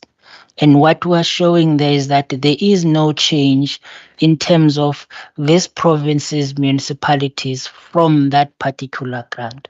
So there is no change. So the amount we're talking about, which is being reprioritized from this grant, is actually taken from other municipalities, which is the city of Johannesburg, as well as the Nelson Mandela Bay. It will then be used, honorable members, to then be channeled through the national program, which is then going to do this taxi revitalization, professionalization program. So money comes from the grant towards national to then do it. So it doesn't flow through the province or to the municipality, but municipalities continue to spend in terms of their public transport and network responsibilities. So there are no changes for our municipalities in this province in terms of that grant, but the benefit for the taxi industry for the province will also be accrued through this national program that is created through this reprioritization. Then the other comment then I wanted to make honorable members, in answering your questions is with regards to the Municipal Systems Improvement Grant, which is an indirect grant managed by the Department of Cooperative Governance. I indicated that there is a 29 million rollover. But of that 29 million, the benefit to this particular province is 1.6 million. I think that's what is shown there. Now, that 1.6 million is then a benefit to only 2 of our districts where there are projects. So it is the West Coast District, which gets a large chunk of that rollover benefit. And then the other one is the Garden Route District. So these are the 2 benefiting municipalities from the Municipal Systems Improvement Grant, obviously to cater for the issues of data management systems and so forth. I want to add also, though, that in the past, the same grant benefited 3 of our municipalities, the Drakenstein, Stellenbosch, as well as George, when they were creating their capital, they called capital infrastructure frameworks, which are the 10-year plans that assist the municipalities to then benefit from the other grant where they are currently sitting, which is the urban development grant, integrated urban development grant. I think I want to pause there, Chair. The other questions, I think they're very difficult questions, I must say, honorable members, especially how then do you look at a formula and ensure that it doesn't create perverse incentives, that you don't penalize those that have done well in the past, while you address the issues of those that, have the legacy issues that they are dealing with. How then do you balance the two? I mean, one of the components in the formula, so the formula has 6 components, Honorable Chair, and one component deals with poverty. And the other component deals with economic growth. So that's how we try to then differentiate. So you put incentives for everyone. So those that have historically been disadvantaged would then benefit from the poverty component. And then this province and Gauteng would then benefit from the economic growth contribution component. So it's I think we try to balance it out. It may not be perfect, honorable members, but at least there is that realization that you've got to be able to incentivize those that are doing well to then continue to do well. Whether the honorable members want that to be elevated further, I think that can be something that is put into the agenda of the provincial equitable share working group so that it can be considered there as well. Thanks a lot, Chair. Thank you very much. I saw Member Petrus earlier and Member Masipa. Any other members? Can we conclude on Member Petrus and Masipa? Thank you. Thank you, Chairperson. That BFI funding is a lot of money, millions of rands. But how can our local SMMEs and communities and so-called small contractors benefit out of it? Mustn't we have conditions attached to that money that will benefit that SMMEs, upcoming contractors, and established contractors to help assist growing the economy and creating jobs. Thank you, Member Petrus. Member Masipa. Thank you, Honorable Chair. Chair, you know, the issue of addressing all these challenges that we have faced, economy and challenges of poverty and hunger, we've got SDG, you know, Sustainable Development Goals. And as I was listening and sitting here, I started just Googling as to when this Sustainable Development Goals were developed, were they developed in mind with, you know, assistance, and what kind of assistance is there? I'm finding that there is a joint SDG fund that has been set up to support this sustainable development goal. I think the question is, before I get to the question, is that the SDG the fund, joint SDG fund, aims to mobilize about 290 million US dollars per year. And if you look at the website, there are several donors that are donating even more than the SDG funds. The question really for me is that, has the government of South Africa ever considered, you know, really participating in this to address some of, you know, like SDG 1 and 2? And we know that the number of them that focus on infrastructure, focus on other areas. Have you ever really attempted to really join hands and bring this donors into play to assist us in addressing all these challenges? Thank you, Chair. Thank you, members. National Treasury, over to you.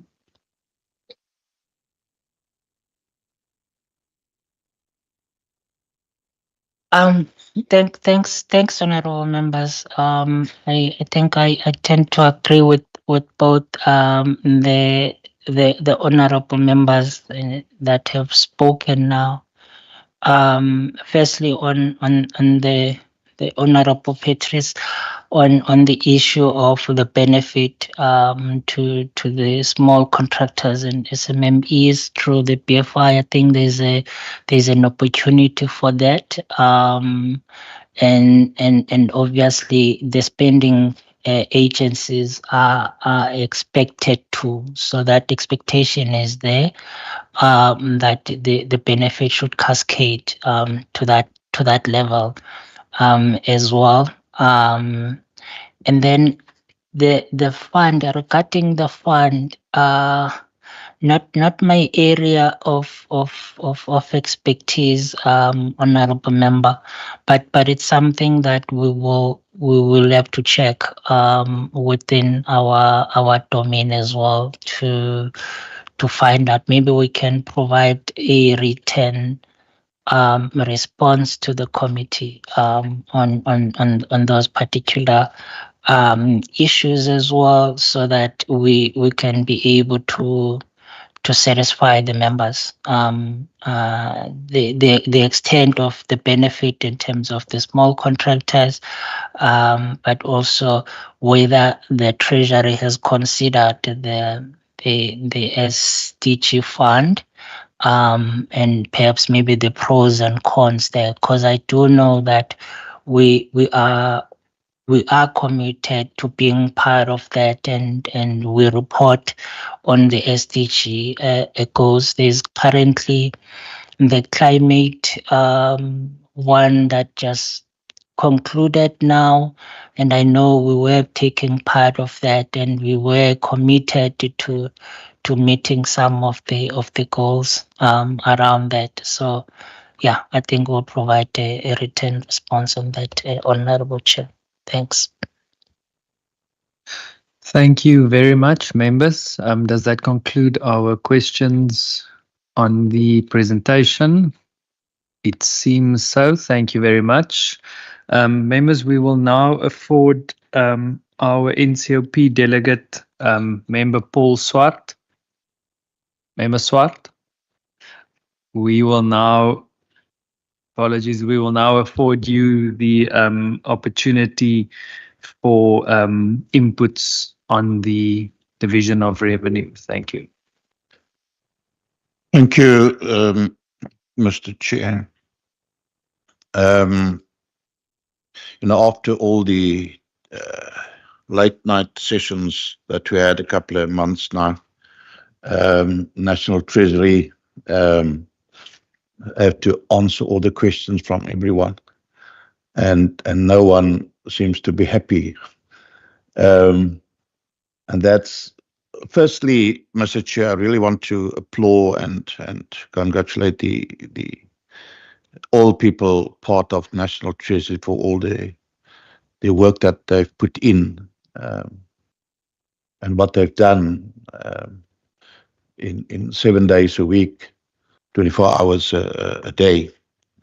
But also then for the provincial government that I represent in the NCOP, for the sterling outstanding work that the province doing. I don't have much to say because I think there was really good questions came out of from the members, but I think really it's a time, Honourable Chair, that we as leaders must accept that we are in very difficult times. And for us, and I always refer to as this era, and for me as a previous mayor, know exactly what's going on the ground and the reality out there, outside this door that we're sitting in comfort sometimes. As leaders, we need to accept the challenge that national government, provincial, district, local government, we need to do more with less. We all need to come up with new innovations. We all know the constrained fiscal situation that our country is gripped in. I think really, and I support, I had a meeting in this week with one of the local ministers or the provincial ministers, that we really need to come up with a new fiscal framework. We're sitting with national government, we're sitting the national fiscus with national government, taking the cream before it's, filtering down to provinces and to districts, to local governments, and what's left for the people on the ground? What services is there, money is there left for those? There was a lot of questions, there was a lot of deliberations, Chairperson, especially on the formula, on this equitable share. And we hope that really that we will come to a stage where all provinces will be, that they will understand. And I think what Doc has also explained on how what they do to keep everyone satisfied. I always feel that the Western Cape were punished for the wrong reasons. But we need to come and to understand that we all part of one puzzle. We all want to make South Africa work, and we really hope that in the years to come, that we need to be honest, that we need to be, when it comes to the equitable share, that everyone received its fair part. We're sitting in this seventh administration. We started really late, and we was throwing in the deep end. Started with a budget that we need to accept. That was actually created by the sixth administration, and we have to be, and now we have to deal with that. and my concern was that we entered the medium-term budget without a medium-term development plan that's on the table. Our national development plan, I don't know, we are far off, I don't know how far we are with the contents of how far did we come since 2012, I think, up until now, 2024, with the contents of the vision that we had in the National Development Plan. And now the local government people with the IDPs, people's wishes in the IDP. And that is where we really feel it on the ground. And that's why I feel that we need to come up in the years to come with a new fiscal framework. But Chair, as the NCOP rep, I just want to say that we had the National Treasury had the plan or the DORA for the Western Cape explained. But for me, and that is my driving issues as a rep, statements from myself is from the Western Cape is that we need to advocate for fair funding. That is the first one that I really will advocate. And second one is we need to recognize the provincial needs. Thirdly is to highlight the local challenges. And the fourth one, we need to demand for real transparency and efficiency. And fifthly is the addressing the fiscal gaps. Firstly, Chairperson, that as the Western Cape continues to be, the front runner and one of the fastest growing provinces in South Africa, we need to ensure that allocations to the province reflect this growth and the increasing demands on our infrastructure and services. And secondly, the provincial, the additions to provincial condition grants, especially for disaster recovery and infrastructure in Western Cape, are commendable. However, the equitable share formula must account more accurately for growing migration into the province and the increased pressure, on health and education, and especially on housing. For me, as a previous mayor, our municipality was the first one that had a plan for the restoration or what you call it, upgrading of informal settlements. And for me, it's very hardened to see a large percentage of people and good-hearted people, South Africans, still stuck without basics of life in shacks all over our country, without basic needs. The Western Cape municipalities faced unique challenges, especially with urbanization and the growing informal settlements from people coming to the province, after the hope to find work. Adjustments must consider both immediate disaster recovery and long-term sustainable infrastructure development.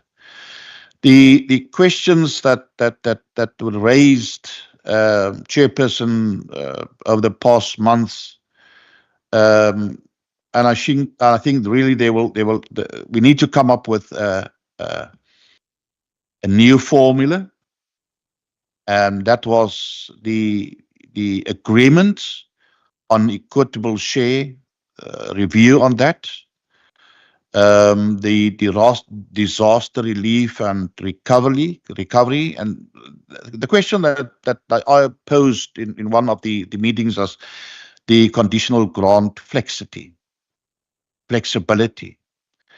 given the frequent shifts and reprioritizations in conditional grants, my question is, what measures are being implemented to provide provinces with greater flexibility to address localized priorities without compromising national objectives? And what's also important is revenue potential and own source revenue. What tools or frameworks are being put in place for provinces and municipalities to improve own revenue generation and reduce dependency on national transfers. And then also the last one from my side, we need to address poverty and unemployment.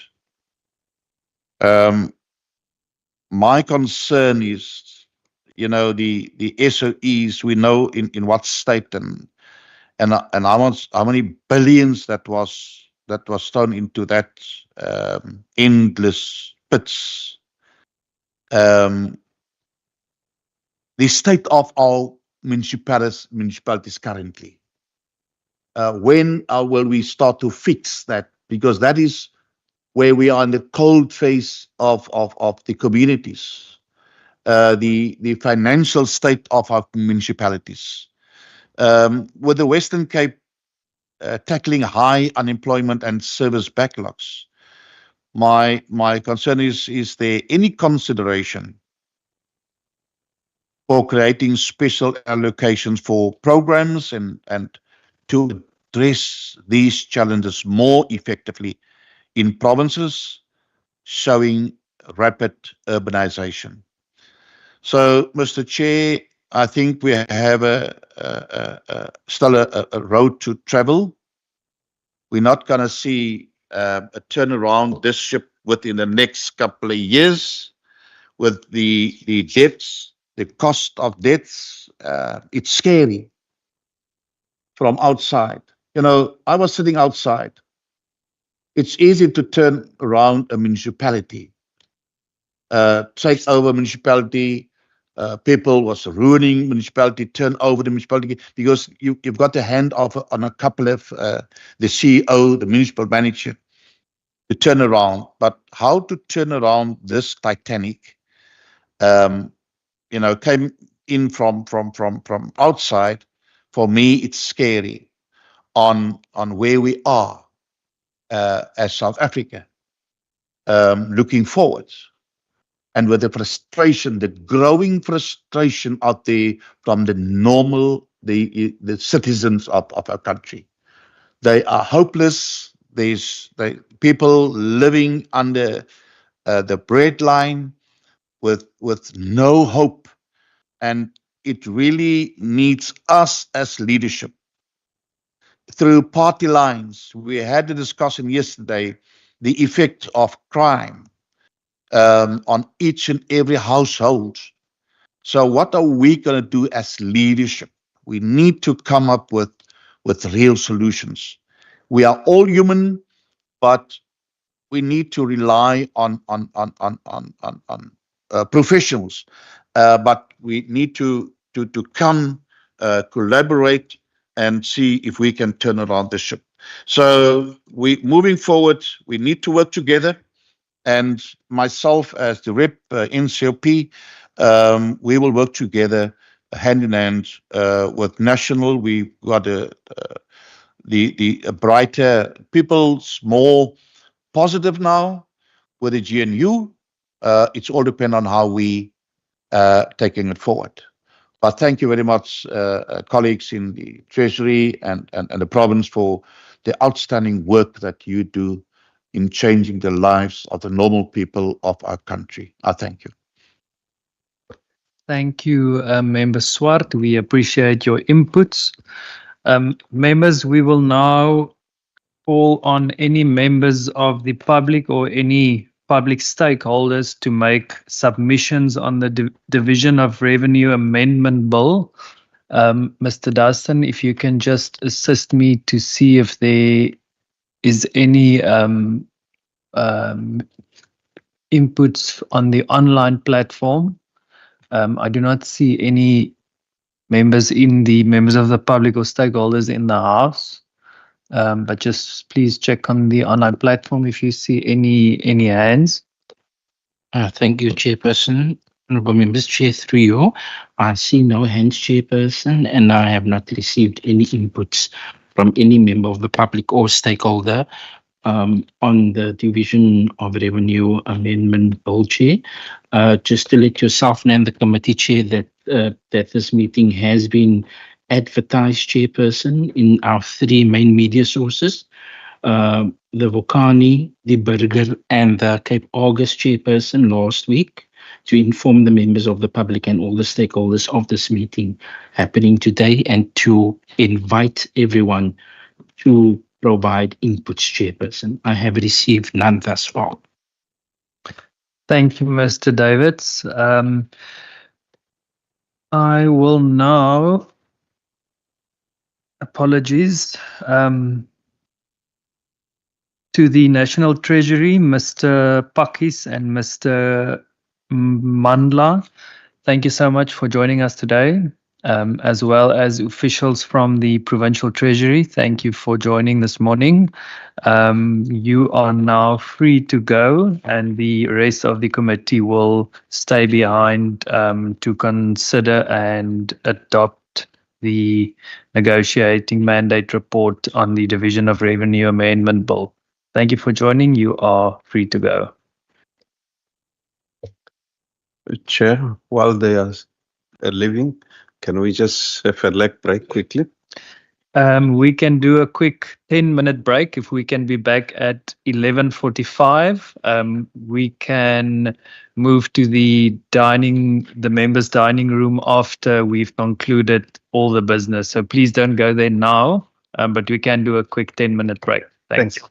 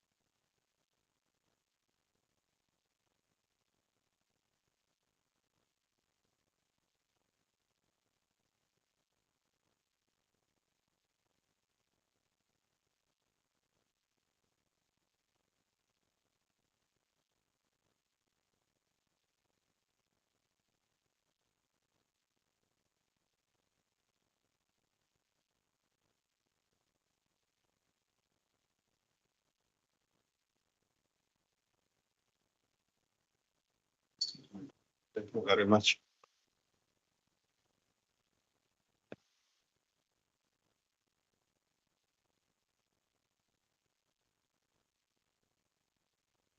Yeah, Daniel's great. Vote this one. Yeah. So where is our next meeting going to be? Not final. Okay. Yeah, no, I don't want this. All the votes. Let's Sorry, what is the votes, the discussions. That would be last. That would be first. So let's start. What do you want?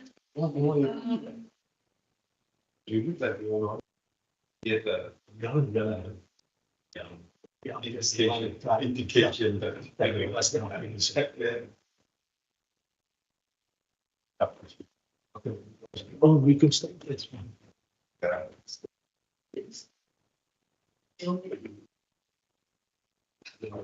You know.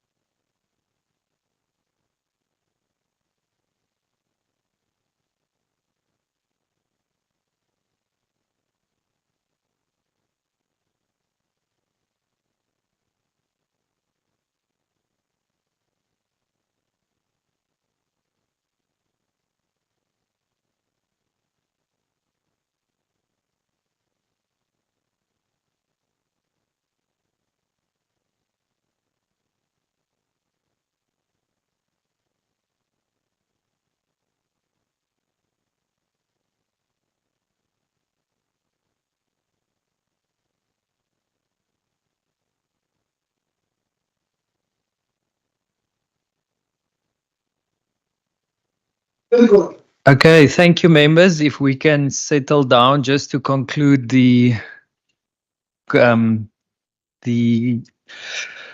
report. I just want to check with Mr. Davids. I think are we still missing any of the permanent delegates? I see Member Stoffel, Member Petrus. I'm not sure if he left. Chairperson, thank you. I'm counting 1, 2, 3, or 5 chairperson members that's currently here in the chamber, including member Letakong, which is online. So we've got 6 members of the 7 members, Chair. We do have quorum to meet on this, and the 8, the DORA has been ATC, Chair. So we are good to go for sitting on this negotiating mandate from the committee side. Thank you, Mr. Davids. Members, I will now read to you a draft committee report, and it reads as follows. We in the negotiating mandate stage. It's the report of the Budget Committee on the Division of Revenue Amendment Bill 13/2024, dated 27 November 2024 as follows. The Budget Committee, having considered the subject of Division of Revenue Amendment Bill 13/2024, refer to it in accordance with Standing Rule 217, confirms, I think that's just a mistake on the report, on the Western Cape's delegation in the NCOP authority to either support or to not support the bill, with recommendations included. I will now afford the permanent members of this committee to just indicate whether they support or if they do not support the bill, starting with Member Masipa. Thank you, Chairperson. I do not support. Do I need to state the reasons? Member, I think let's just ask all the members whether they support or not, and then we'll come to the reasons after that. Thank you. Thank you, Chair. Member Wessel. Thank you, Chair. Yeah, I also do not support. Member Stoffel. Thank you, Chair. Chairperson, according to Rule 19, you register the ANC monitor votes to support the DORA amendment bill. I'm supporting. Thank you, Member Stoffel. Noted. Member Petrus. Supporting. Member Mbombu. Definitely not. I'm not supporting. Just for record purposes, Member Mbombu indicated not supporting. Is that correct? And then just on the online platform, Member Litakong, do you support or do you not support?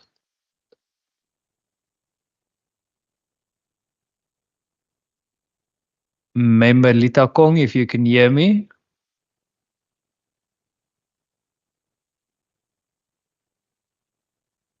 I do not seem to get a response from Member Litakong.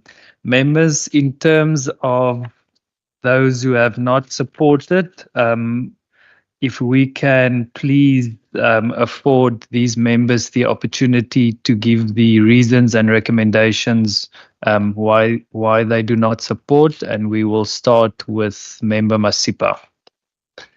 Chair, thank you very much for the opportunity to address colleagues regarding the reason for not supporting. Chair, we welcome really the work that is being done to address the equitable share issue that the Western Cape has been raising for a number of years. But for this midterm budget 2025, there are no proposed changes that are being made to any of the components of the formula resulting from the review of the PES formula. As such, the provincial equitable share formula still does not take into account provision for special needs education and the home-based care. According to the current design, Gauteng and KZN consistently emerge as the top two recipients of the provincial equitable share. Meanwhile, the Western Cape, which is the third most populous province, receives the fifth largest allocation. The structure of the provincial equitable share formula has remained static over time and reactive to the prevailing socio-economic conditions. There is no opportunity to strengthen the provincial equity share formula and enhance its robustness to support positive outcome. The PES, the provincial equitable share formula, does not take into consideration future economic or population growth. Since the provincial equitable formula will be phased in over 3 years, the funding from the formula will always be based on an outdated information, and this formula should be revised in order to be implemented immediately each year. In conclusion, Chair, the carry-through effect of the 2021 and 2024 MTEF fiscal consolidation on provinces, resulting in a 8.4 billion rands budget cut on provincial equitable share of the Western Cape, is problematic. The national government is thus forcing provincial governments, because their budget aren't increasing at the same pace as service delivery demands and rapid population. It is therefore, Chair, recommended that the national government increases the provincial funding envelopes to fully accommodate service delivery demands faced by health, education, and social development in the province. I thank you, Chair. Thank you, Member Masipa. Member Wessels. Thank you. Thank you very much, Chair. Yes, I alluded to some of my reasoning in my comments as well. Firstly, the provincial equitable share. I don't believe that that is currently keeping up with the population growth. As mentioned, the Western Cape is the fastest growing province, but is still failing to receive its fair share. So this then places enormous risk on the ability for services to be delivered. So it is then recommended that a comprehensive review be initiated by the national government to review the provincial equitable share formula in order to have a heavier weight overall in the formula towards population growth. Then further to my second comment as well, the failure to perform inadequate criminal intelligence from national has led to the province continually having dire crime statistics. So I then recommend that a policing mandate be granted to the Western Cape, and that the respective funding should accompany that. And then lastly, what I also mentioned, it is recommended that there be a comprehensive review of the conditional grants to assess whether some of them can be phased into the provincial equitable share formula. Thank you very much, Chair. Thank you, Member Wessels. And lastly, Member Mbombu. Thank you, Chair. The frontline services, health, education, social work specifically, which they need not only to support the current warm bodies, but also to add more. We are receiving a DORA that doesn't talk anything about the service delivery issues, nor anything about staffing, which is what is the people who are supposed to render these services. Chair, the wage bill increase, which it was done by the national, whilst previous year they provided some of the funds, but noting provinces are not part of these debates, discussions at the bargaining council. So it means now they have to absorb all of these promises that were done at a national level. So whilst there will have been some of the monies that followed, I'm aware that half, it was about 70 plus percentages, and then for the education, but it was less than that. Therefore, that's why I was expecting that the national needs to fully fund the wage bill, and specifically for these three of these service deliveries that I'm talking about, because they absorb quite a lot of the CPI. So a budget that doesn't talk about the people, about the service delivery, but only about the only things that are not necessarily part of what we're suggesting, we cannot be able to support. And also, it's not clear actually for the social workers in terms of where they even fit in. Whilst we can see in some of the other aspects for like a healthy, where you find that because the only thing that I saw there was a revitalization grant related to the infrastructure. The education, it was the BFI that was added there. Nothing else, no service delivery. How do we support a budget where, like now, this is festive season? We need more nurses, we need more doctors.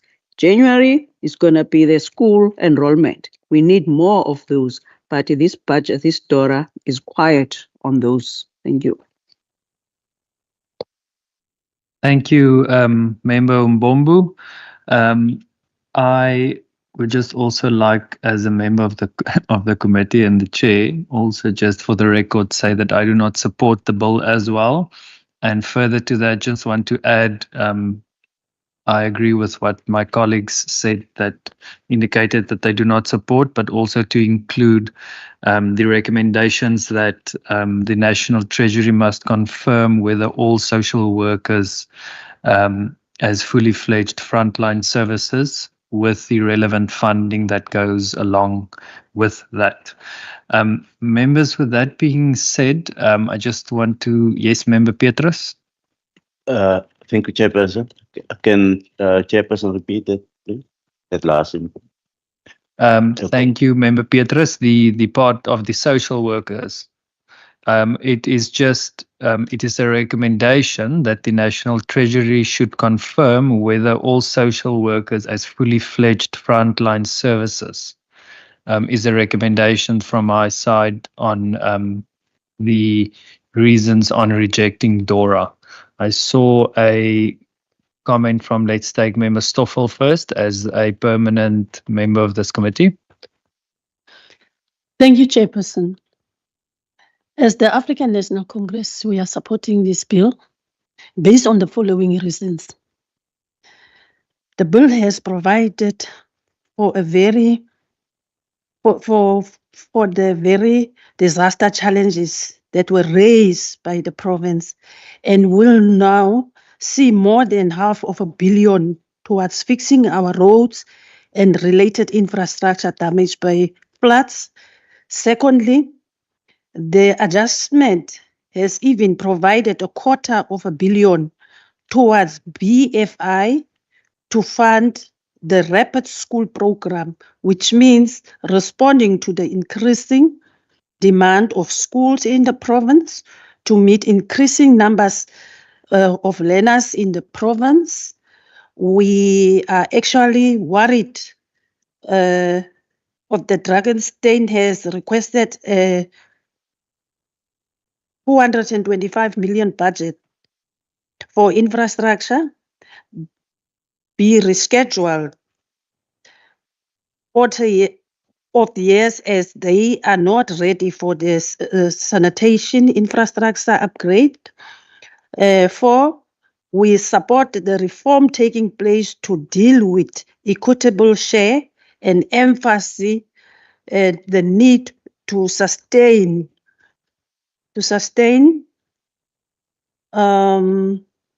balance between redressing legacies of apartheid around poverty and economic growth. Thank you, Chair. Thank you, Member Stoffel. Member Nkondlo, did you want to add something earlier? No, Chair. I just wanted to check as a matter of rules. that, because my understanding is that the rules that are applied in the House are also the rules applied in the committees. Now, I'm checking if in the rules, as alternate members, we are supposed to be given a different input in terms of priority in the discussion in the committee. Is that in the rules? If I can be assisted to understand that part of the ruling. And I'm raising this because we are allowed to have the conversation and debate, equitably during the discussion. But I'm observing this new trend, particularly in this administration, that we are supposed to be called when there is this kind, including the fact that you would ask that members who are not supporting must give reasons, whilst I think Member Stoffels chose to then take the opportunity, and appreciate that you didn't stop here. So I just want to understand, is this in the rules? What's the rationale behind it, if I may understand?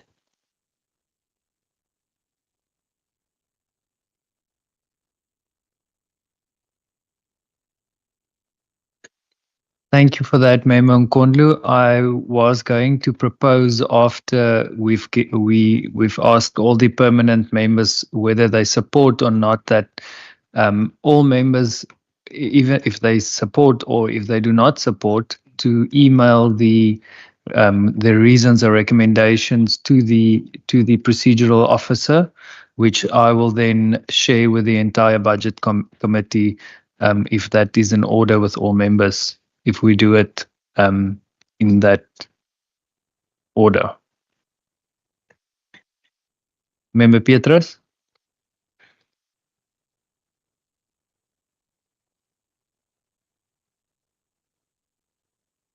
Chairperson, maybe I must leave it for now. Noted, Member Petrus. Members, with a majority, the draft committee report will now read that we support the bill with recommendations included. My apologies. I'm reading a script here. That was the original position. That would have been a problem.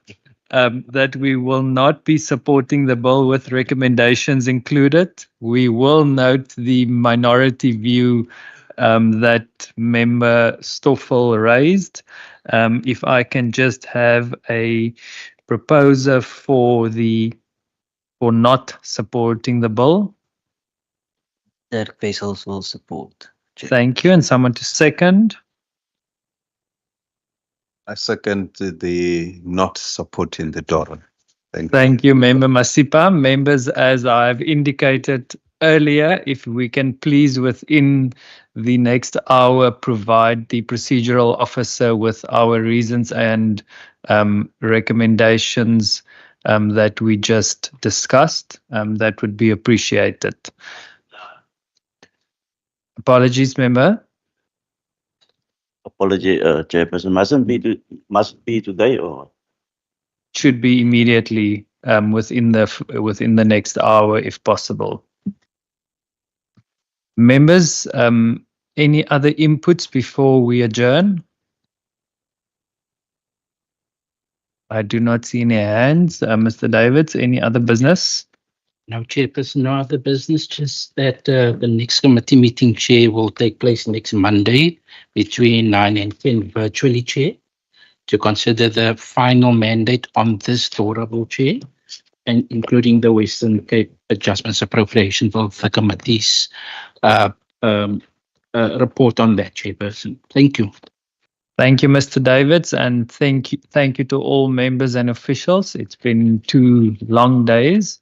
Member Masipa? Chair, I was just checking. Are we doing any resolution today or not? Apologies. Resolutions? No, we will not be doing any resolutions now. It was just we have recorded it, but it will be in the minutes to adopt in the next meeting, which is on Monday. Okay.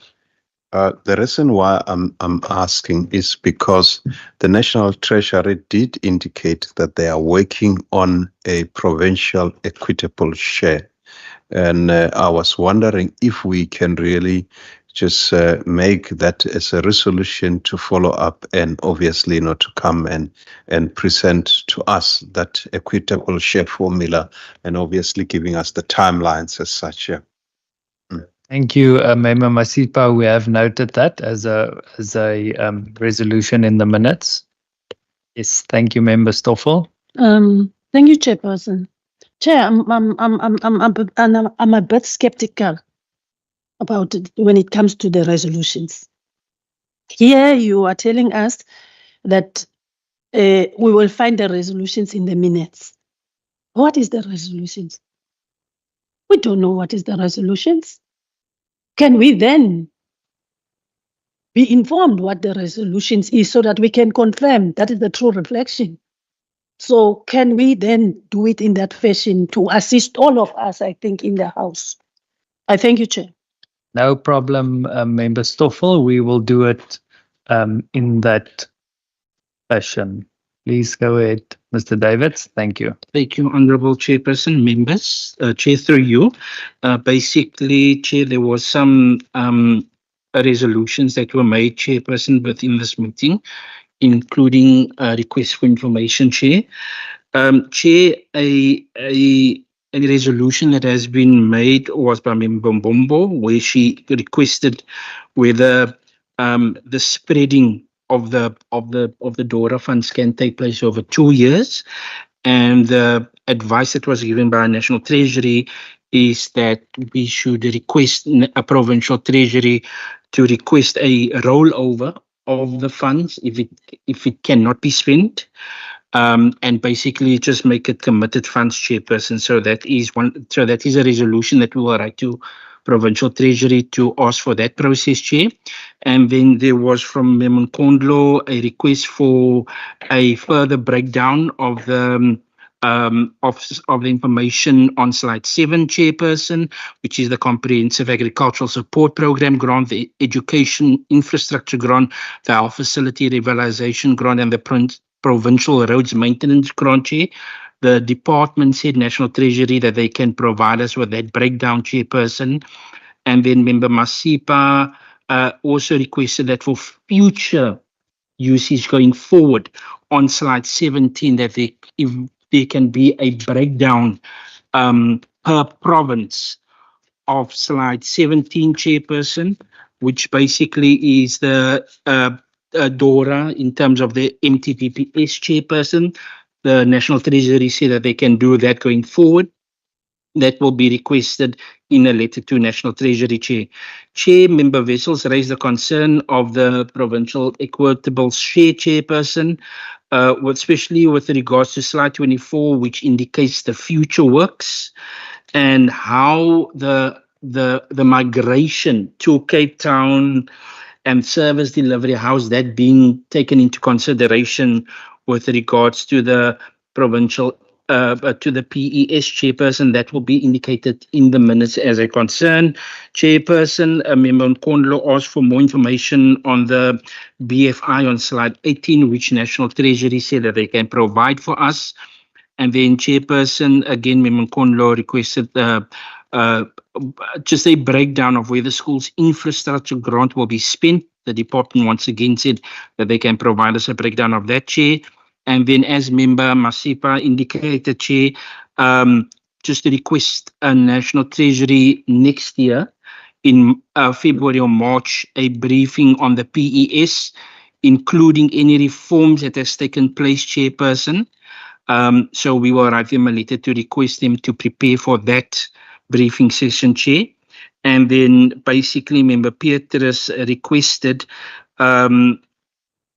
basically just information regarding the BFI and whether there are any conditions that has been set in assisting SMMEs and small contractors to participate in the BFI going forward, Chair. And National Treasury indicated, Chair, that they will basically provide a report on that for Member Petrus and for the committee.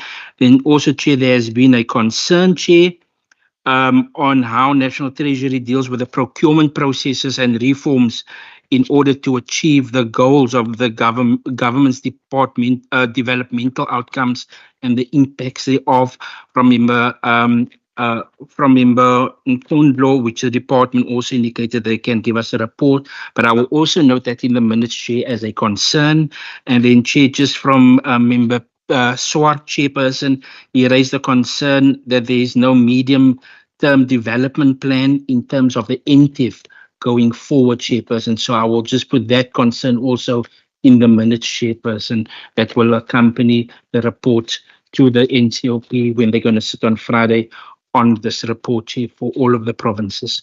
Thank you, Chair. Thank you, Mr. Davids. Members, anything to add as resolutions?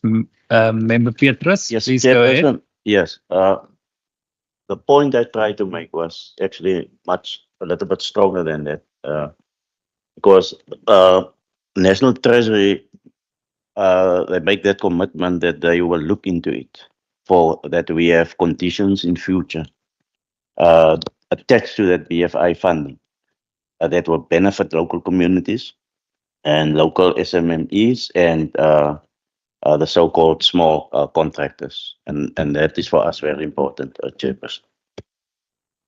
Thank you, Member Petrus. Mr. Davids noted that we will make it a resolution to get feedback on that. Thank you. Member Mbombo? On the first part, they responded. They said for the in terms of the spread for the 2 years, they said the spread for the 2 years for the rollover is subject to that they will have made a commitment for this year. It's not about to say we'll do project B on the new year. It's about we're doing all these projects, but for the payments, it could be able and the commitment could be spread throughout. I think what we are asking now is about the provincial treasurer in terms of the following that up. Thanks. Thank you, Member Mbombo. Any other members? Thank you, members. Are we in agreement with the resolutions as Mr. Davids read out? Agreed. Thank you, Member Stoffel. Members, thank you very much. We will see each other Monday, 9 o'clock, virtual. This meeting is now adjourned. Thanks.